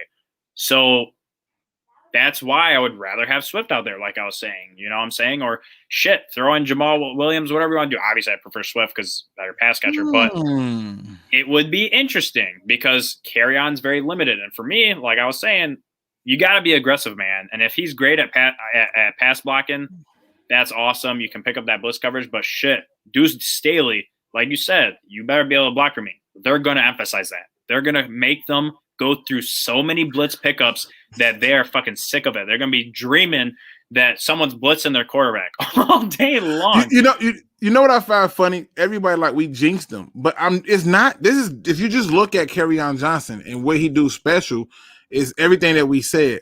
Now Angelo go Luke wrong again. Like Luke, like I find it funny. I find it funny how people act like I've never been wrong before. But we all been wrong. You know but that's not the thing. To me, I think this is a mistake by the Lions, and I think that it's a mistake because I get that you worry about his injuries and stuff like that, but I think this is a mistake. I think this is 100%. I mean, it literally just happened that quick because in my viewpoint, he was always going to be that third down guy, and it wasn't just me who believed that. The whole entire league believed that because of his blocking. When I tell you that that's all they talk about is the blocking, you can't tell me that these other two guys are like Jamal Williams is not no blocker like that, right? Swift ain't no blocker like that, and the guy that you just drafted ain't no blocker like that. I'm actually insulted at this move for real. Like I'm serious because the moment that they send a blitz package and our running back can't pick it up, I'm going to get pissed. Yeah. I'm going to get pissed for real. Cam, I'm sorry. That was a big L, bro. I mean, I love that you're a diehard Lion fan now, but it's so hard to say we're going to take the North. No, I mean, listen. Love you, man. All they say he failed is physical. Oh, damn. So now what happens is the mother is not healthy. Oh, God, I got it. That's not really shocking, though, because he's had, I mean, a decent amount of health concerns. I mean, he was what? He played half a year where he was actually truly healthy. But you know what, dog? I'm going to be honest with you. And Jim is on the same board with me. I guarantee you're going to hear this from Jim and Lions on the Prowl. When they took Kerryon in the second round, my first response was, all he does is get hurt. That was Jim's concern. Like, hey, good back, but he stays hurt. Right. And now he failed his physical. They're not playing. This is exactly what I was getting at with the D-line, though, right? They are not joking around. You can't stay healthy. You can't play for me. As simple as that. I don't want injury-prone guys. I want guys that are going to show up day in and day out. Luke, KJ can block. Lions, cut KJ. Luke, please stay your prices going up at games, brother. You on a roll. Listen, it's funny. It's so funny because even Angelo was like, oh, you said that they weren't going to take Nico Collins. But if you pay attention to that whole stream, the Michigan fans is on my goddamn head. So I had to come up with something. So I literally was like, he may not even get drafted. Yeah. And as soon as I said it, you have to take it a step further, you know what I'm saying? Right. You know, as soon as that said it, he come to damn Texans taking him. And I'm like, y'all took him. Like, first of all, I'm going to tell y'all the truth. Even though that happened, I thought it was funny as hell. They took the wrong receiver. I'm telling you, Nico Collins is not about to do what y'all think he is. He got a chance to prove me wrong, and I hope he do for his sake. But I think at the end of the day, Arama St. Brown going to be better, and I think Amir for the Vikings is going to be better. And they took that guy. It's like, what the hell? But in this case, yes, beer prices is going up. Yeah. Right? Whatever y'all need from me, man, let me know. I got you. If you need me to do something for it to happen. The fact that he failed his physical, though, I mean, I there's no excuse for that. Yeah, I mean, my thing is like, dude, you have one job. It's to be a player, man. You gotta come in shape, bro. Like, you can't. Oh, I mean, these guys kill me sometimes. You have a once in a lifetime opportunity that the majority of athletes never even get to sniff, never even get to come close to, and you let it pass you by. Yeah, I mean, I'm shocked. I really am shocked. I did not see this coming at all. With that being said, we're gonna bring back Zach Zenner, guys. I mean, listen. Let's go through for real. I'm looking at the depth chart because I'm really trying to understand this. Who are the running backs? You're not going to convince me that this dude that you just drafted. Look, if you look, okay, so let's put it this way. If you look at the Chargers and you look at the Saints, those are the two primary teams that we're going to go off of with our offense. You have Swift. Swift is guaranteed to be that primary running back. 100%. He's a combination of Kamara and Eckler, right? Easy. Jamal Williams, change of pace back, very aggressive, gets things done, not overly flashy, but he's effective, right?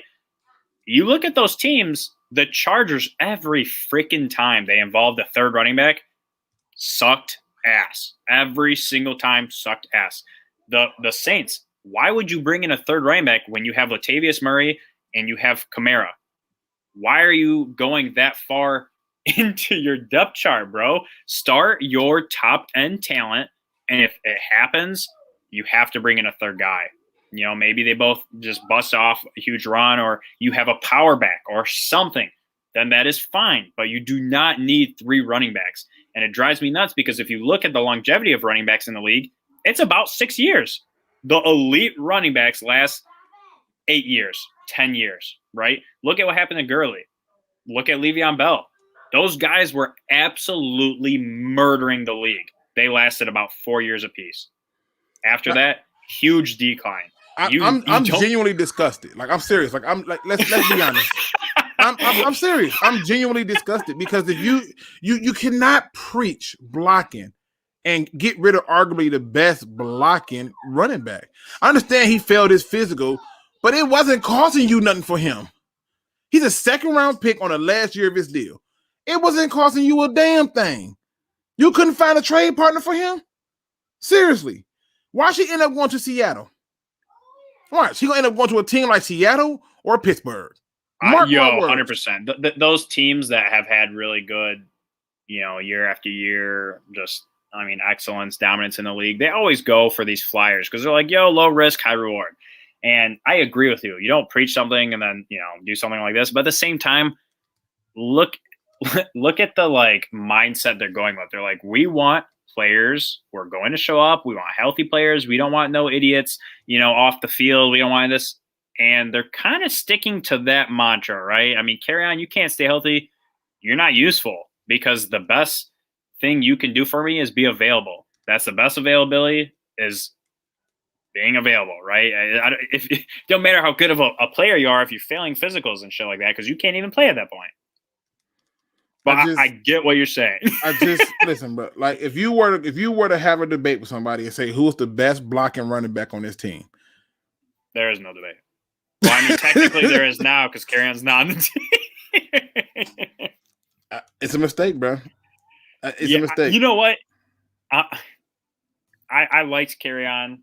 I mean, his rookie year, I was so freaking hyped. I'm like, damn, this boy can run outside the tackles, averaging 6 yards a carry. Hell yeah, let's get it.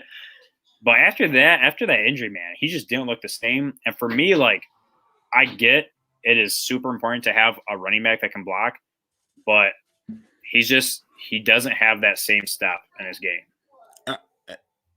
In whose system? Whose system? 100% whose system? This is I'm telling you, when I tell you I'm genuinely in disgust, if you hear the amount, I'm telling you, it just don't add up for me. Right, I'm with the hood cam. Y'all got to show me why he felt this goddamn physical. Somebody got to tell me something. Oh, wow, Edward bring up a good point. That could be possible. He says Emil McNeil should be running back number 3. I mean, he's big. His big ass can run. I'm serious. And he used to play running back. You know how funny that would be if we used him as our power back? I would 100% be all in for that. I want to see what he can do. Just some trick play type stuff, keep the defense honest, and just let this boy do something. That would be exciting. I just don't understand how you you don't block, you don't play. You don't block, you don't play. Now I got to go back and pray to God that I can see more. I've watched film on Jamal Williams. I did not see this blocker. Not like Kerryon. Not like that. I didn't see that. Right.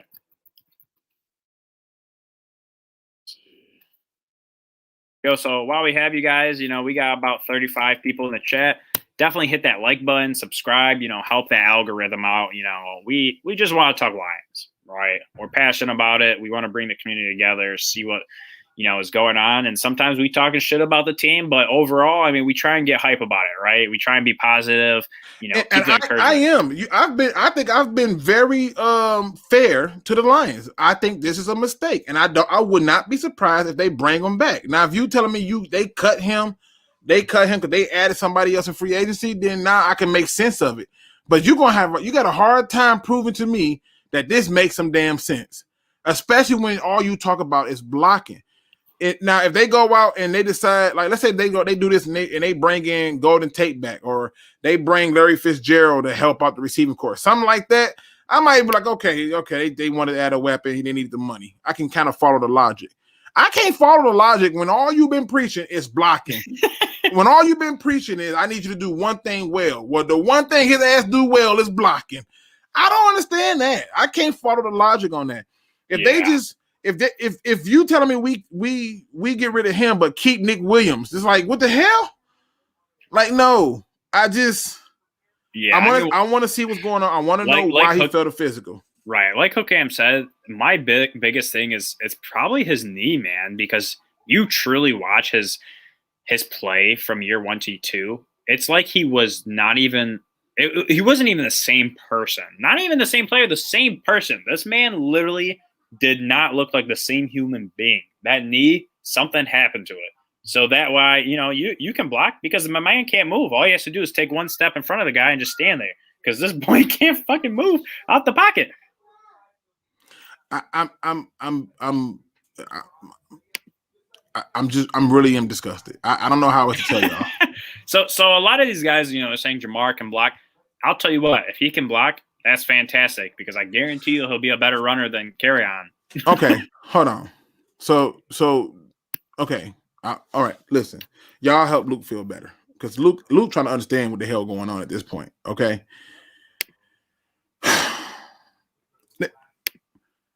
I've watched Jamar. He ain't blocking like Kerryon, dog. I'm sorry. He not. He just not. I'm going to go back and dig harder. Maybe I'm overlooked it because I'm going to go back. But my brain sometimes just remembers certain things about people. And you're not going to hear me tell you that Kerryon's like this NRB. Like, you could, like, dude, there are people who needed running backs. You couldn't try. Man, you could have called up Seattle and said, hey, give me a 5th or 6th. Like, I really want to know what's wrong with him. Tell me his knee. Tell me he ain't got no more cartilage in his knee. Tell me that. Tell me you dumped him because you're adding another talent that can help us. Tell me that. Don't tell me you just cut him. Yeah, but you preaching blocking. It's it's gonna be so interesting, man, because I don't know because I don't think Kamara, Latavius Murray, Austin Eckler, any of those guys on either the Chargers or the Saints are elite level blockers, but no, they're not, but yet they don't have that blocking running back and their offenses clicked very well. So it is interesting though, because how can you preach one thing and then do that? So I get what you're saying, man. I totally get it. It's baffling, but at the same time, you can get around it. You know what I'm saying? Like, do I think Swift is just going to miss every block ever? No. You know, Jamal Williams, he played that third down back very well for Green Bay. You know? Another thing that this right here, if it was an interview that was done recently on, I want to say it was Lions on the not Lions on the Pride, it was Pride of Detroit, I think it was, with Jeremy, where he was talking to Deuce, and Deuce talked about how he has a plan for Kerryon and how Kerryon has always been in this plan, that he'd been following Kerryon since college. He wanted Kerryon over there in the Eagles, and then the Lions took him, and it just messed everything up. And then so now this comes, so I know he's looking like, what the hell y'all doing? Mm-hmm. But this is what it says. This is what it says right here on the SB Nation All Lions page. It says Kerryon Johnson was drafted in 2018 in the second round. Time in Detroit has come to an end. According to NFL Network, the Lions have decided to waive the running back after 3 seasons. It says, what a complete back. Kerryon does it all, man. You turn the film on and he's up there blocking. It's not my words, theirs. And when I say blocking, he really is trying to finish the guy. You see how aggressive he is. New running back coach Deuce Staley explained on a recent podcast appearance. Then you turn on the film and he's running routes. Then you turn on the film and he's breaking tackles. That's Deuce Staley. That's not me. That's Deuce. Right. Right? Yeah, I mean, it is baffling, but at the same time, I look at it as like, you don't need that third running back. You know, and like I said, he's only good at pass blocking. And it's tough, man. It is very tough, but at the same time, like, dude, like, you've had injuries, that knee's acting up and everything, and sometimes careers are ended short because of knees. You know, okay. You wearing that brace as a running back, dude. That's rare to see. Okay, it says despite a solid start to his career, Johnson has battled injuries consistently the past 2 seasons. Last season, offensive coordinator Darrell Bevel mostly utilized Johnson as a blocker on third downs, as Adrian Peterson and DeAndre Swift passed him on the depth chart. Detroit decided to sign Jamal Williams during the offseason and drafted Jamar Jefferson in the 7th round of the 2021 NFL Draft. Swift is expected to take on the large carry. Swift is expected to carry the load on an increased basis during this and will be asked to block more in addition to his running. No, coach. No, don't do that this year. No. Listen, call me wrong, call me strange, call me crazy, call me nuts, call me what you want to call me. I think this is a mistake. Sorry. This is not a move that, unless they can tell me something. Yeah, like, I mean, I get it. One thing though, for all you fantasy football fans, DeAndre Swift's stock just skyrocketed, because if he plays those third downs and we use him like they use Eckler and Kamara on third down, Jesus Christ, he's going to be getting the ball very frequently on third downs. But the problem with that is this: that is only goes so far, because those teams who do that, what happens? Teams start sending blitzes, and the running back who's used to running out, now he's got to take on something he don't. Kerryon's taking on grown DNs. You hear me? I'm talking about like these guys who've been in the league for years. He's taking them on head on and doing stuff. So I want to trust the process. I don't want to kill him like I don't trust the process. But damn, when your running back coach is telling you he has a plan, and he's talking this highly of him, and then out of nowhere, boom, he cut. And I'm thinking, you got to do something that make this make sense. Like it wasn't costing you. You weren't even paying peanuts for this move, right? Like I said there's a good. I said if they take a running back high, Kerryon in trouble. You took a running back in the 7th. Yeah, I mean. Now I got to go back and watch more. One of these 2 running backs got to be a third down blocker. I'm gonna find it and make myself feel better, because right now I'm confused. You know what, too, is Kerryon didn't come into the league just an elite level blocker. I mean, he learned that after his injury. So I don't know. I mean, there's a lot of different ways you can go about it, right? You could throw in a fullback in there. You can do a lot of different things. Shit, on third down, 5 don't even have a back out there. They want to blitz. I got 5 guys going out for passes. there's a lot of different things you can do to try and get around it. So it's going to be very interesting to see what happens. Dude, I'm picking up everything you putting down. And matter of fact, don't put down nothing else. My hands is full. But I can't pick up this bullshit that they just cut a guy without trying to. I mean, I'm pretty sure they explored trade options, right? But I just can't believe like you preach blocking, and who does it better than him?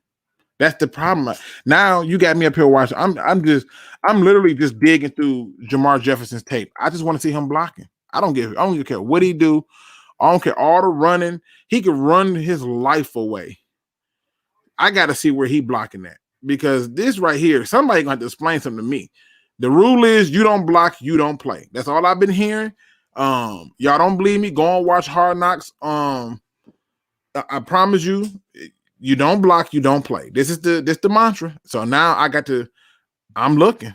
I mean, so when it's hard because obviously it's been a while, but when I was watching this season, I did not think Swift was a bad blocker. Obviously, they put in Kerryon primarily for those passing, downs and stuff like that.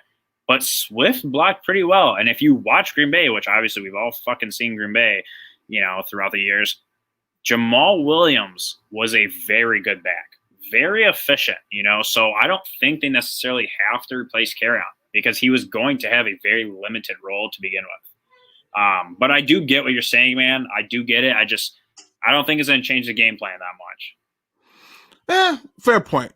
That's not. I feel better just with that statement. It doesn't change the game plan. Thank you. Give me something.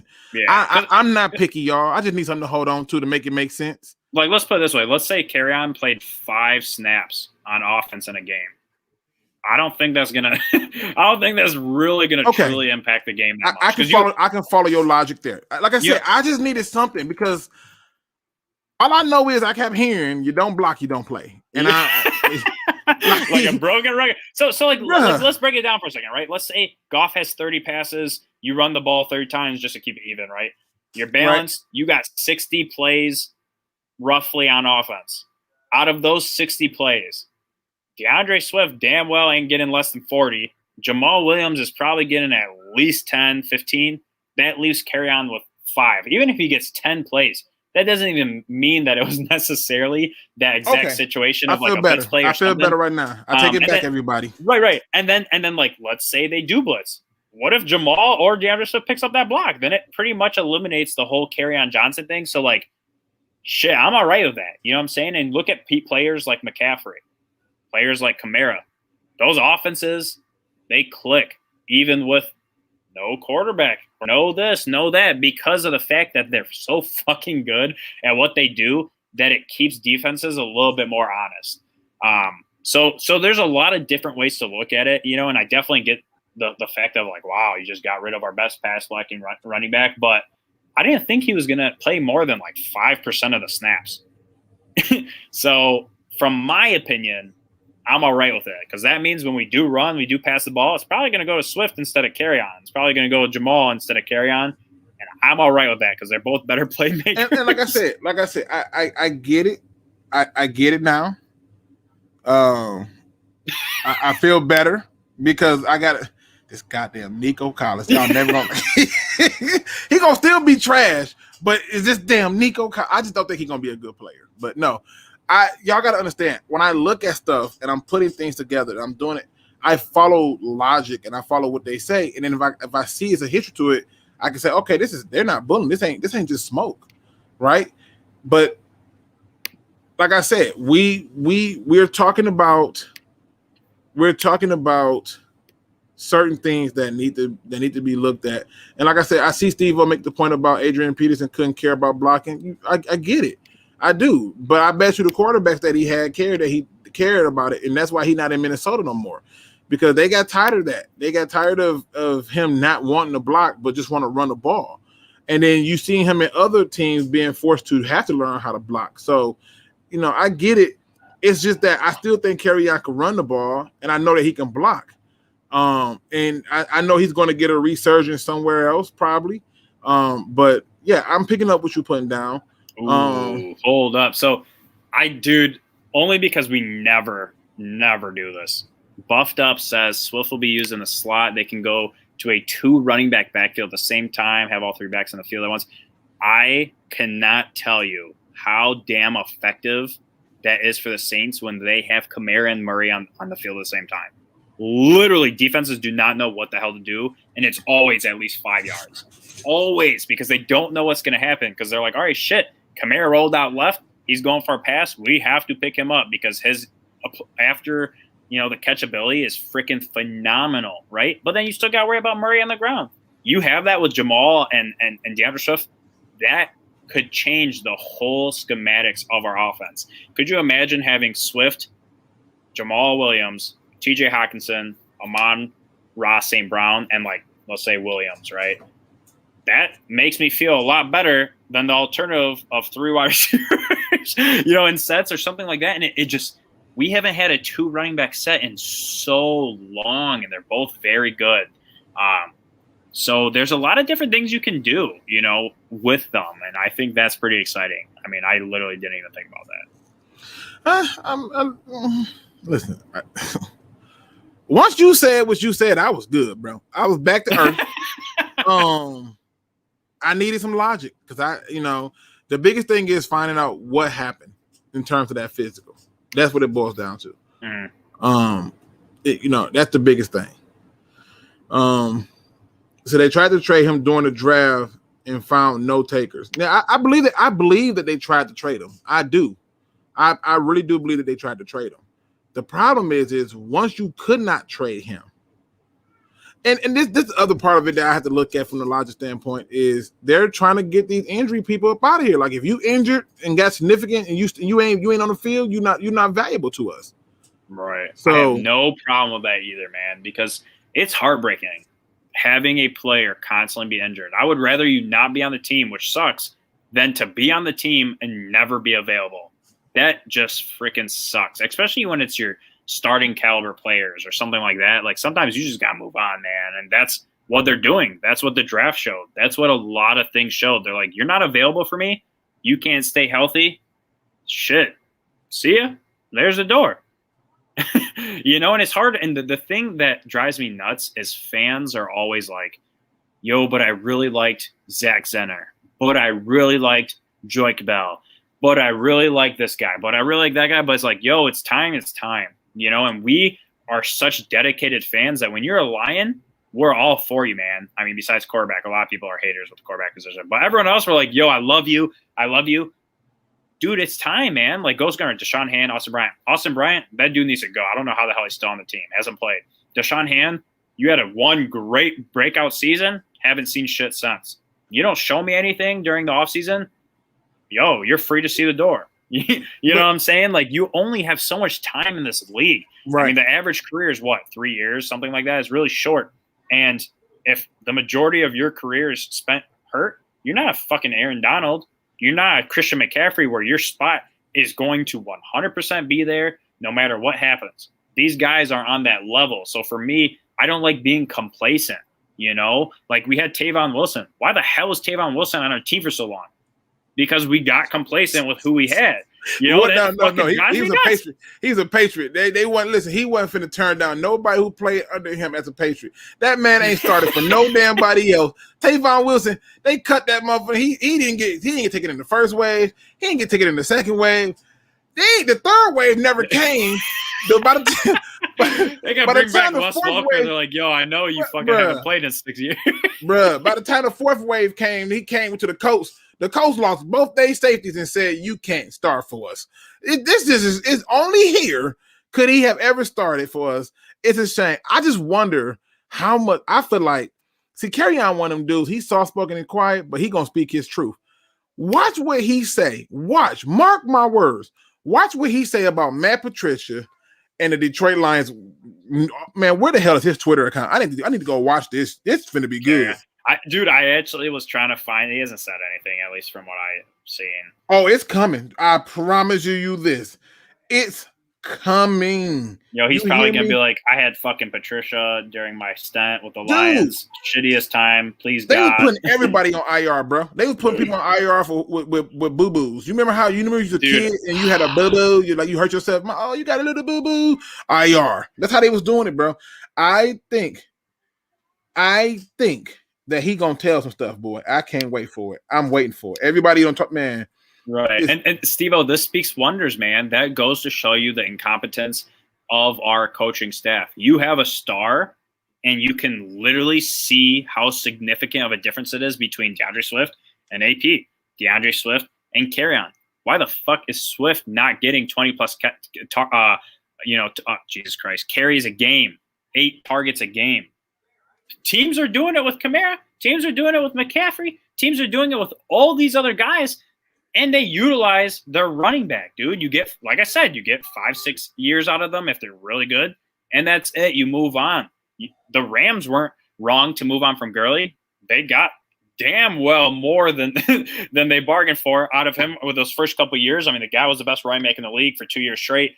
And they saw the decline. He got worn down. You move on. That's all running backs typically have. And then they break down. Their bodies can't hold it. 300 freaking touches a year. That's a lot of touches, my man. DeAndre Swift, please utilize him. Let him have his career and then move on when it's time, when you start seeing the decline. You know, like not everyone can be a fucking Christian McCaffrey or Adrian Peterson or someone and whatever. Like you utilize them while you have. You know, we saw with Bell, the Steelers got as much as they could out of him. Hasn't done shit since. Gurley, same thing. All these guys, you see it time and time and time again. That's it. There's a process. Running backs don't last long. That's why they're not valued high anymore. Kerryon got an IG? Do he got an IG? We got to find. Listen, I think so. I mean, he got Twitter. But he said something. I know he did. He's probably like, peace out. Yo, I saw him post something like yesterday with him shooting his gun and like blew up something. I was like, all right. And now I seen this. I'm like, Kerryon, I'm about to fucking shoot these motherfuckers. He's got like a sniper or some shit. I was like, yo, okay. Yeah, I mean, no, that's not him. That's somebody else shooting it. No, dude, Kerryon was shooting it. I'm telling you. Really? I'm looking at the video right now. It look like, I mean, he's on like somebody's porch with. That's a nice little rifle he got there. Dude, that's what I'm saying. I mean, this boy, you can tell Kerryon. Oh, he said posted on IG yesterday. I mean, who backyard is he in? This is why I got to move out of the freaking city, man. I got to go in the goddamn country. You can just shoot openly in the country. Just. Yo, if you got the acreage, I mean, you can do whatever the hell you want, man. Like literally, just put it out there. All right, I'm just saying. Somebody had the audacity to ask him what's the yard and distance, man. Hey, listen, whatever. All I know is this: I'm about to be stalking these pages because I know for a fact that he about to be talking about some stuff. Yeah, I'm just telling you. You know what? I guarantee you he's gonna do something like later on down the road where they just are like, yo, what happened in Detroit with Patricia? This, that. He's gonna open up because he's like, I don't give a fuck. Right. Patricia was a scrub. Like, all right, stupid question time. We gotta ask it. It's a stupid question. You think they cut him after seeing him blowing stuff up on Instagram and Twitter? No. Like you putting yourself in danger for no reason? No, because honestly, like that's such a normal thing to do. Go hunting, shoot guns, this and that. Like fucking Frank Ragnow's fishing in the middle of the ocean, catching fish that are bigger than him.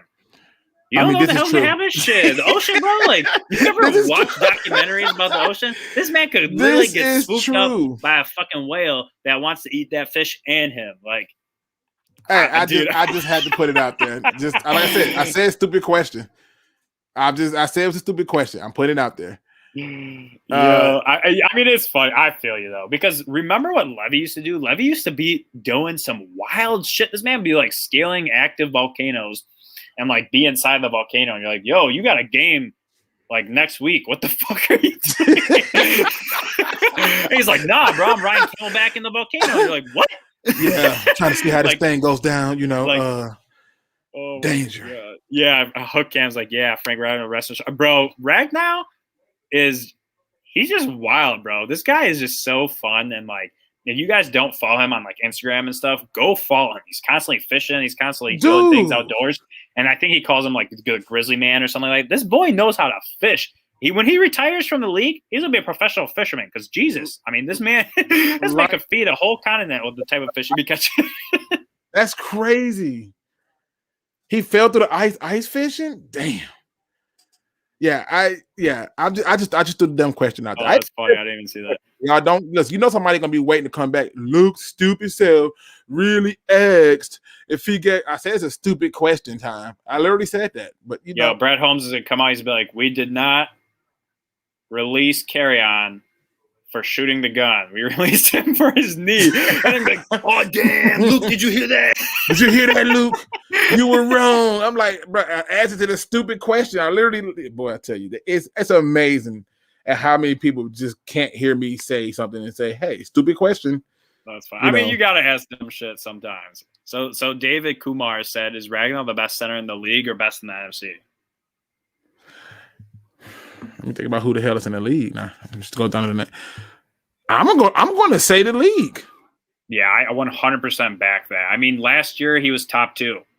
And you look at the centers in the league, I mean, a lot of these guys are aging or they got injury problems like Corey Linsley.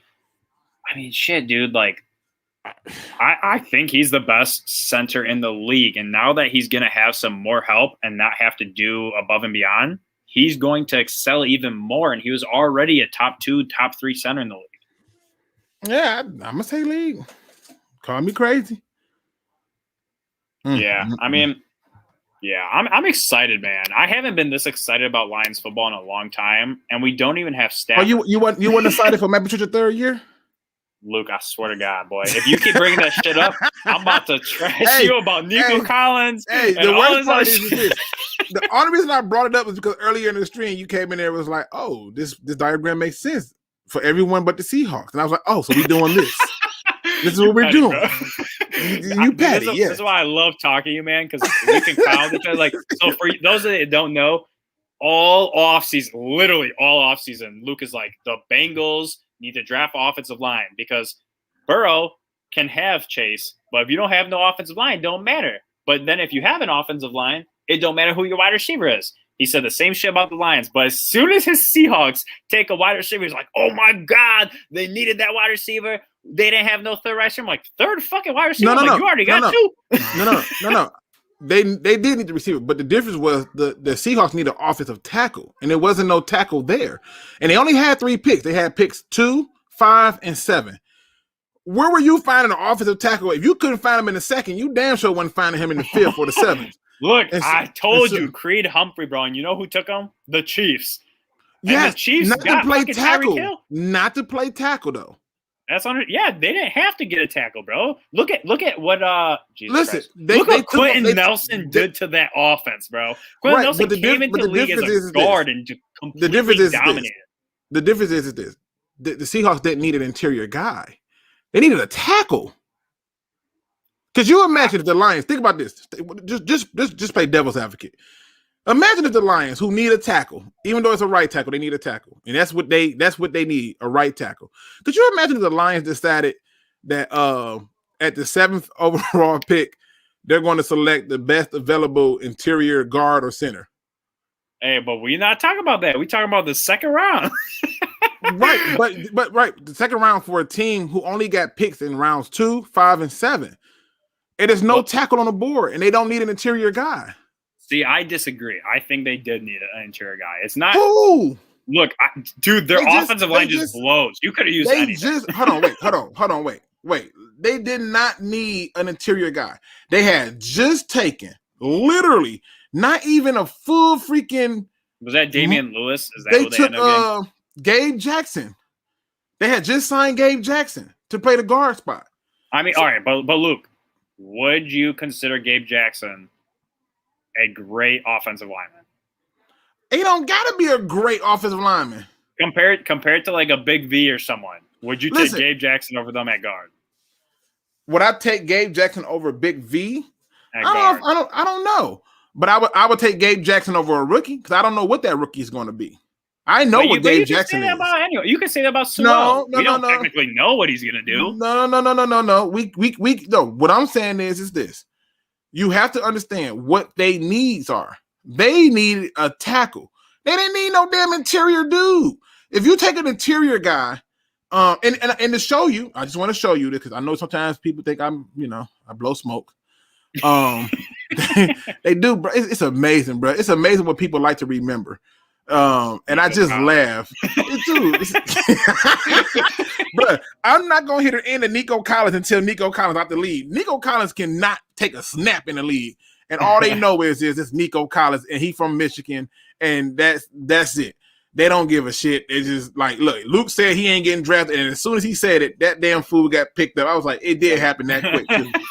Like, I was like, you sons of F. And then they traded up for him. I'm like, fuck you. Right. I was so upset, bro. I mean, but Tamarian Terry didn't get drafted. I'm like, no, that dude's a deep threat. I know he dropped a lot of passes, but he's a deep threat, and he didn't get drafted because of off-field issues. And so the Lions did stick to their board in terms of that. But the Seattle Seahawks is what we were talking about when this happened. And I just wanted to point this out because, I know that he's going to say something about this. If you go and just look at it, what the Seattle Seahawks did with their 3 picks, because they gave up 2 first-round picks for Jamal. Damn it, what's his damn name? Jamal Adams. Which is stupid as shit, but yeah. Yeah, they gave the 2 first-round picks because they thought they was gonna make a run this year. So obviously they got to do it. And yes, they needed offensive line help. Nobody's arguing. But look what they did. In the 6th round, they took an offensive tackle out of Florida because they knew they needed a tackle. They said at this point, we should take a goddamn flyer. Okay, we know. But if I'm telling you, if there was a tackle, like if Tevin Jenkins would have fell to them, they would have took him in a heartbeat. Now, if you're telling me Tevin Jenkins is on the board when they're making their selection, and now we take the receiver, I'm going, oh hell no! What the hell y'all doing? That wasn't the case. They needed a tackle. They was okay with the interior part, but they needed a tackle. And I knew that they needed a tackle. And then they ended up taking one in the 6th round, but they only had 3 picks, bro. The original 3 picks was 2, 5, and 7. They moved some stuff around to go 2, 4, and 6. What you gonna do? Look, man, I'll tell you what.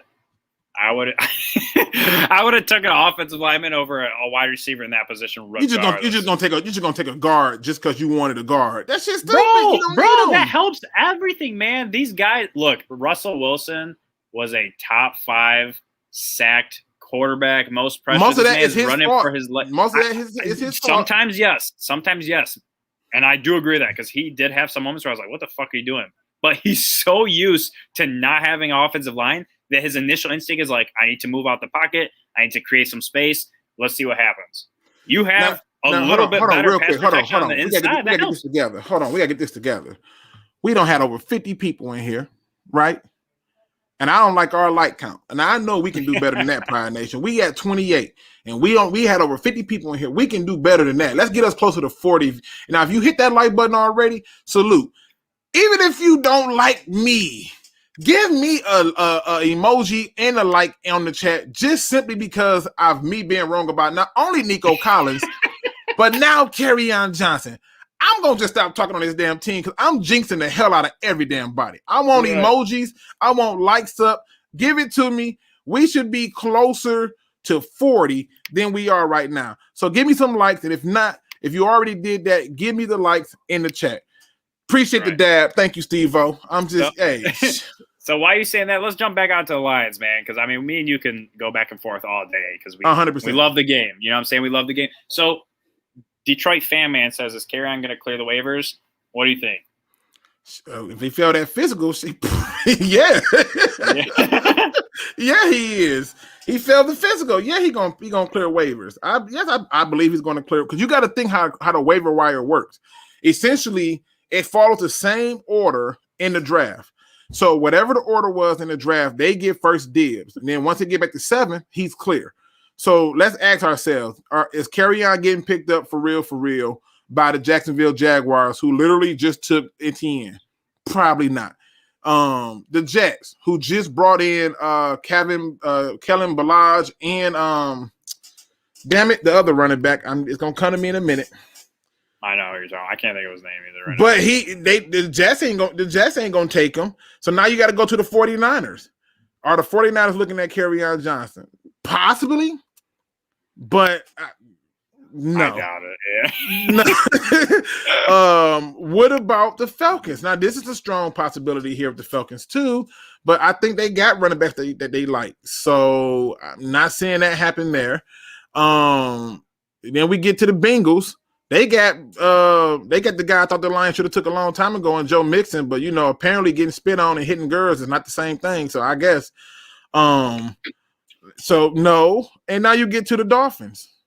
No. So I think he clears waivers.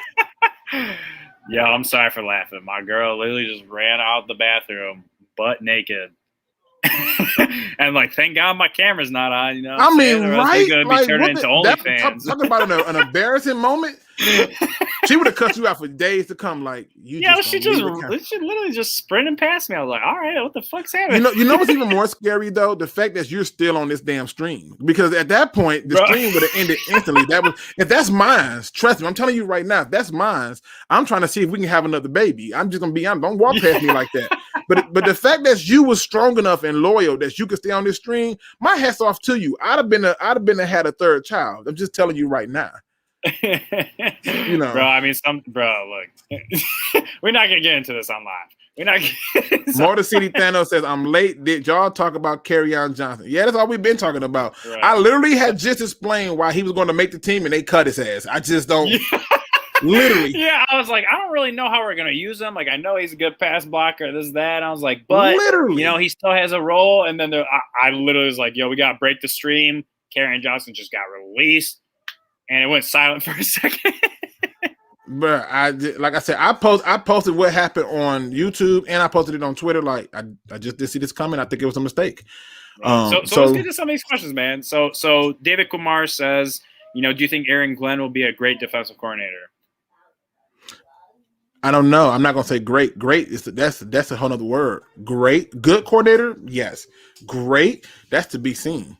Because if he turns into a great coordinator, then he's probably getting ready to be out the door as a head coach somewhere. So great, I don't know. Will he be good? Yes. Will he be better than Corey Underlin? Yes. Will he be better than Matt Patricia? Hell yes. But great, I don't know. Yeah, I think he has the potential, right? We have a lot of pieces.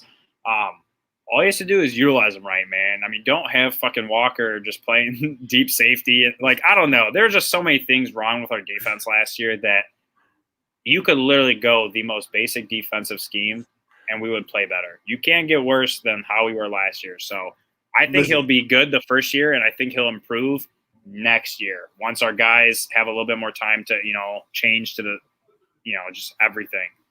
And Andrew, the hood cam is, and a lot of people are wondering the same question I'm wondering, because even the hood cam, aka Cam, he says Andrew just love his Lions, man. I know. I don't know how he's still doing his stream, bro. I'm telling you, my girl can't run past me naked. There's like you see those like videos where they do like the walk in front of the TV. Yeah. The video game. I'm taking the L that day. I don't give a what I'm playing. I could be on the verge of about to set a record. And like Space Invaders and Pac-Man, she walked in front of me naked. Game over. It's done. So this is a little different though. It wasn't she walk up to me and drop the towel. This is literally running just completely beyond. Okay, so let me just be clear. Did you see her run? Barely. She was fucking quicker than the Flash over here. Okay, but did you see it? Not barely, not a little bit. Did your eyes at some point catch a cheek or something? Did you see it?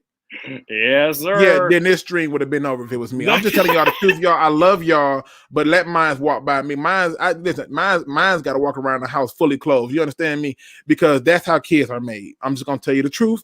Don't walk by me like that. It's just not gonna work. It's not gonna work. I mean, I will burn rice if I will burn rice. You ever smell burnt rice? Look. Yeah, I mean, I'm not like I said, I'm not gonna get into it. You know what I'm saying? You just saying. Time will tell, bro. The night's still young. But listen. Sometimes, women are hot and cold. You got to catch it while it's running hot. Shit, I'm just saying. Most Thanos said, "Do y'all think KJ injury history is the reason they cut him?" It's the only reason I could think of. I really can't think of anything outside of it, and I think somebody posted in the chat that he had failed a physical or something like that. So, it's got to be the injury history. Y'all got to keep in mind they just hired a new sports doctor, so don't be surprised. Right. I mean, hopefully they stay, a little bit more healthy than years past. But we've been on for 2 hours. Start posting them questions, folks, because Luke Luke convinced me. You know what I'm saying? I got dip. So y'all got y'all got to post your questions and we're gonna get out of here. You know, I'm telling you, right. Mayo, drink the tequila, have some right. tacos. Absolutely. You know how the ladies get. You know what I'm saying? You know how they get. You know, sometimes they you know, you got to catch them when they hot. It's just like when you're going fishing. You can't just go fishing all day 24/7 think you're gonna catch fish. You got to catch them at the right time. That was your chance to catch her. She ran for a reason. She wanted to be caught. You didn't go chase it. I'm not judging you. You just love your lions, and that's a good thing. Okay, shit, I'll tell you what, bro. As much as I love it, I ain't about to flip my $1,200 Mac laptop to go get it. At that point, I might as well wait. That dude said Apple over females. I'm not gonna just break this. Are you killing me? Yeah, this will be the end of the channel, bro. I don't have a laptop. Wait, Lions Lee said Andrew basically just said Luke helped him get hot and heavy. No, coach. No. That's weird, yeah. Hey, Lions Lee, I mean, first comment of the day, bro. Good comment, but it ain't like that, dog. Oh, man. Yeah, See, this is why I love coming on live, though, bro. I mean, just like Kurt likes to say, you know, we don't have fans. We don't have, friends, whatever. It's family. You know what I'm saying? This is what it is with One Pride, bro. We all love to fucking mess with each other and just have some fun. You about to jump off like Trojan man. Man. Hey.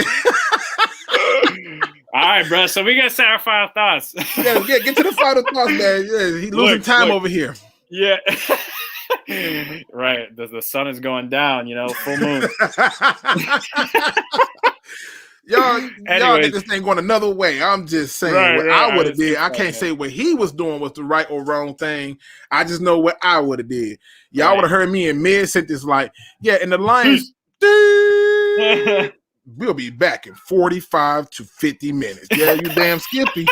You damn Skippy. Yes, I'm just saying. Look, on that note, man, appreciate y'all for coming out. Obviously, I love having you on, Luke. I mean, anytime I'm on, you're obviously more than welcome, along with anyone else, DSA, whatever. It's all about having some fun, talking some Lions, and just joking around, man. That's what it's about. That's what the channel's about. So just final thoughts. I'm super fucking excited for many reasons, Lions being the one. And hopefully, the future holds some dubs. He did respond too. What? Carry on. He responded. Oh, what'd he say? So Quandre Diggs took the tweet and retweeted where it says Lions wave running back carry on. This is what Quandre Diggs said. My dog about to shine. Watch. And he responded with some emojis with the crazy ass and the tongue out like he hungry. I mean, shit, bro. Go to Seattle then. They need some help blocking the pass. I mean, listen. We needed a tackle, bro. You saw what they did. I'm just fucking with you because they obviously, you said that you're not happy with Carson and their pass, blocking isn't the greatest. Which is why I would pick up Carryon. I'm serious. And Diggs is on that team, so just kind of one after the next, just all kind of coming together. You know what's funny though? I'm taking a lot of heat though. I know we're going into the final thoughts, but I'm taking a lot of heat also because people's like, why were you happy that the Buccaneers took Kyle Trask? And I was like, what could the Bucs have done wrong? They brought back the entire fucking Super Bowl team. Like, what could they have done wrong? There's nothing they can do wrong. They literally brought Blaine Gabbert back along with Ryan Griffin. So now we're wrong for taking a quarterback? I'm like, get out of here, bro. Like, whatever they did was right. It was nothing they can do wrong. Right. Yeah, I mean, they have so much talent and everything, but Looney Tune crown. He could play left tackle in Seattle. I'm not gonna play with you, bro. Y'all real funny today. Y'all know what it is. Stop playing. Right. Stop playing. So just before we hop off, man, definitely hit that like button, subscribe, leave some comments. Yes, sir. We'd love to chat with you guys. Follow us both on Twitter. We're both pretty active on Twitter. Plus, Andrew, if you do this more often, I'll get consistent with you. For sure, man. I'm trying to. I really am trying to. I was really lazy. Last 4 or 5 months, I'm in the medical field, and it's mentally taxing, man. I mean, the shit I see on the day-to-day is just you want to come home and relax. But I'm gonna try and get on more frequently, at least once a week. And I'm always game. So if you're available, obviously more than welcome to hop on. 100%. 100%. Let me give my quick final thoughts to the people. For sure. First of all, salute to everybody who showed up to have a little fun with us. Salute to your girl for running by naked and you making the stream a little bit longer. So we appreciate that.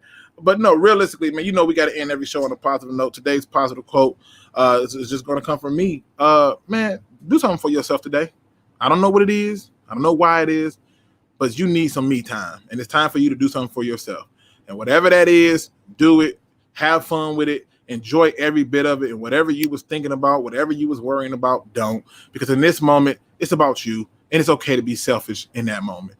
And with that being said, ladies and gentlemen, as I always say, don't be no chump, please. Please do your research and make no predictions in live time because it will come back to bite you. On that note, we're out.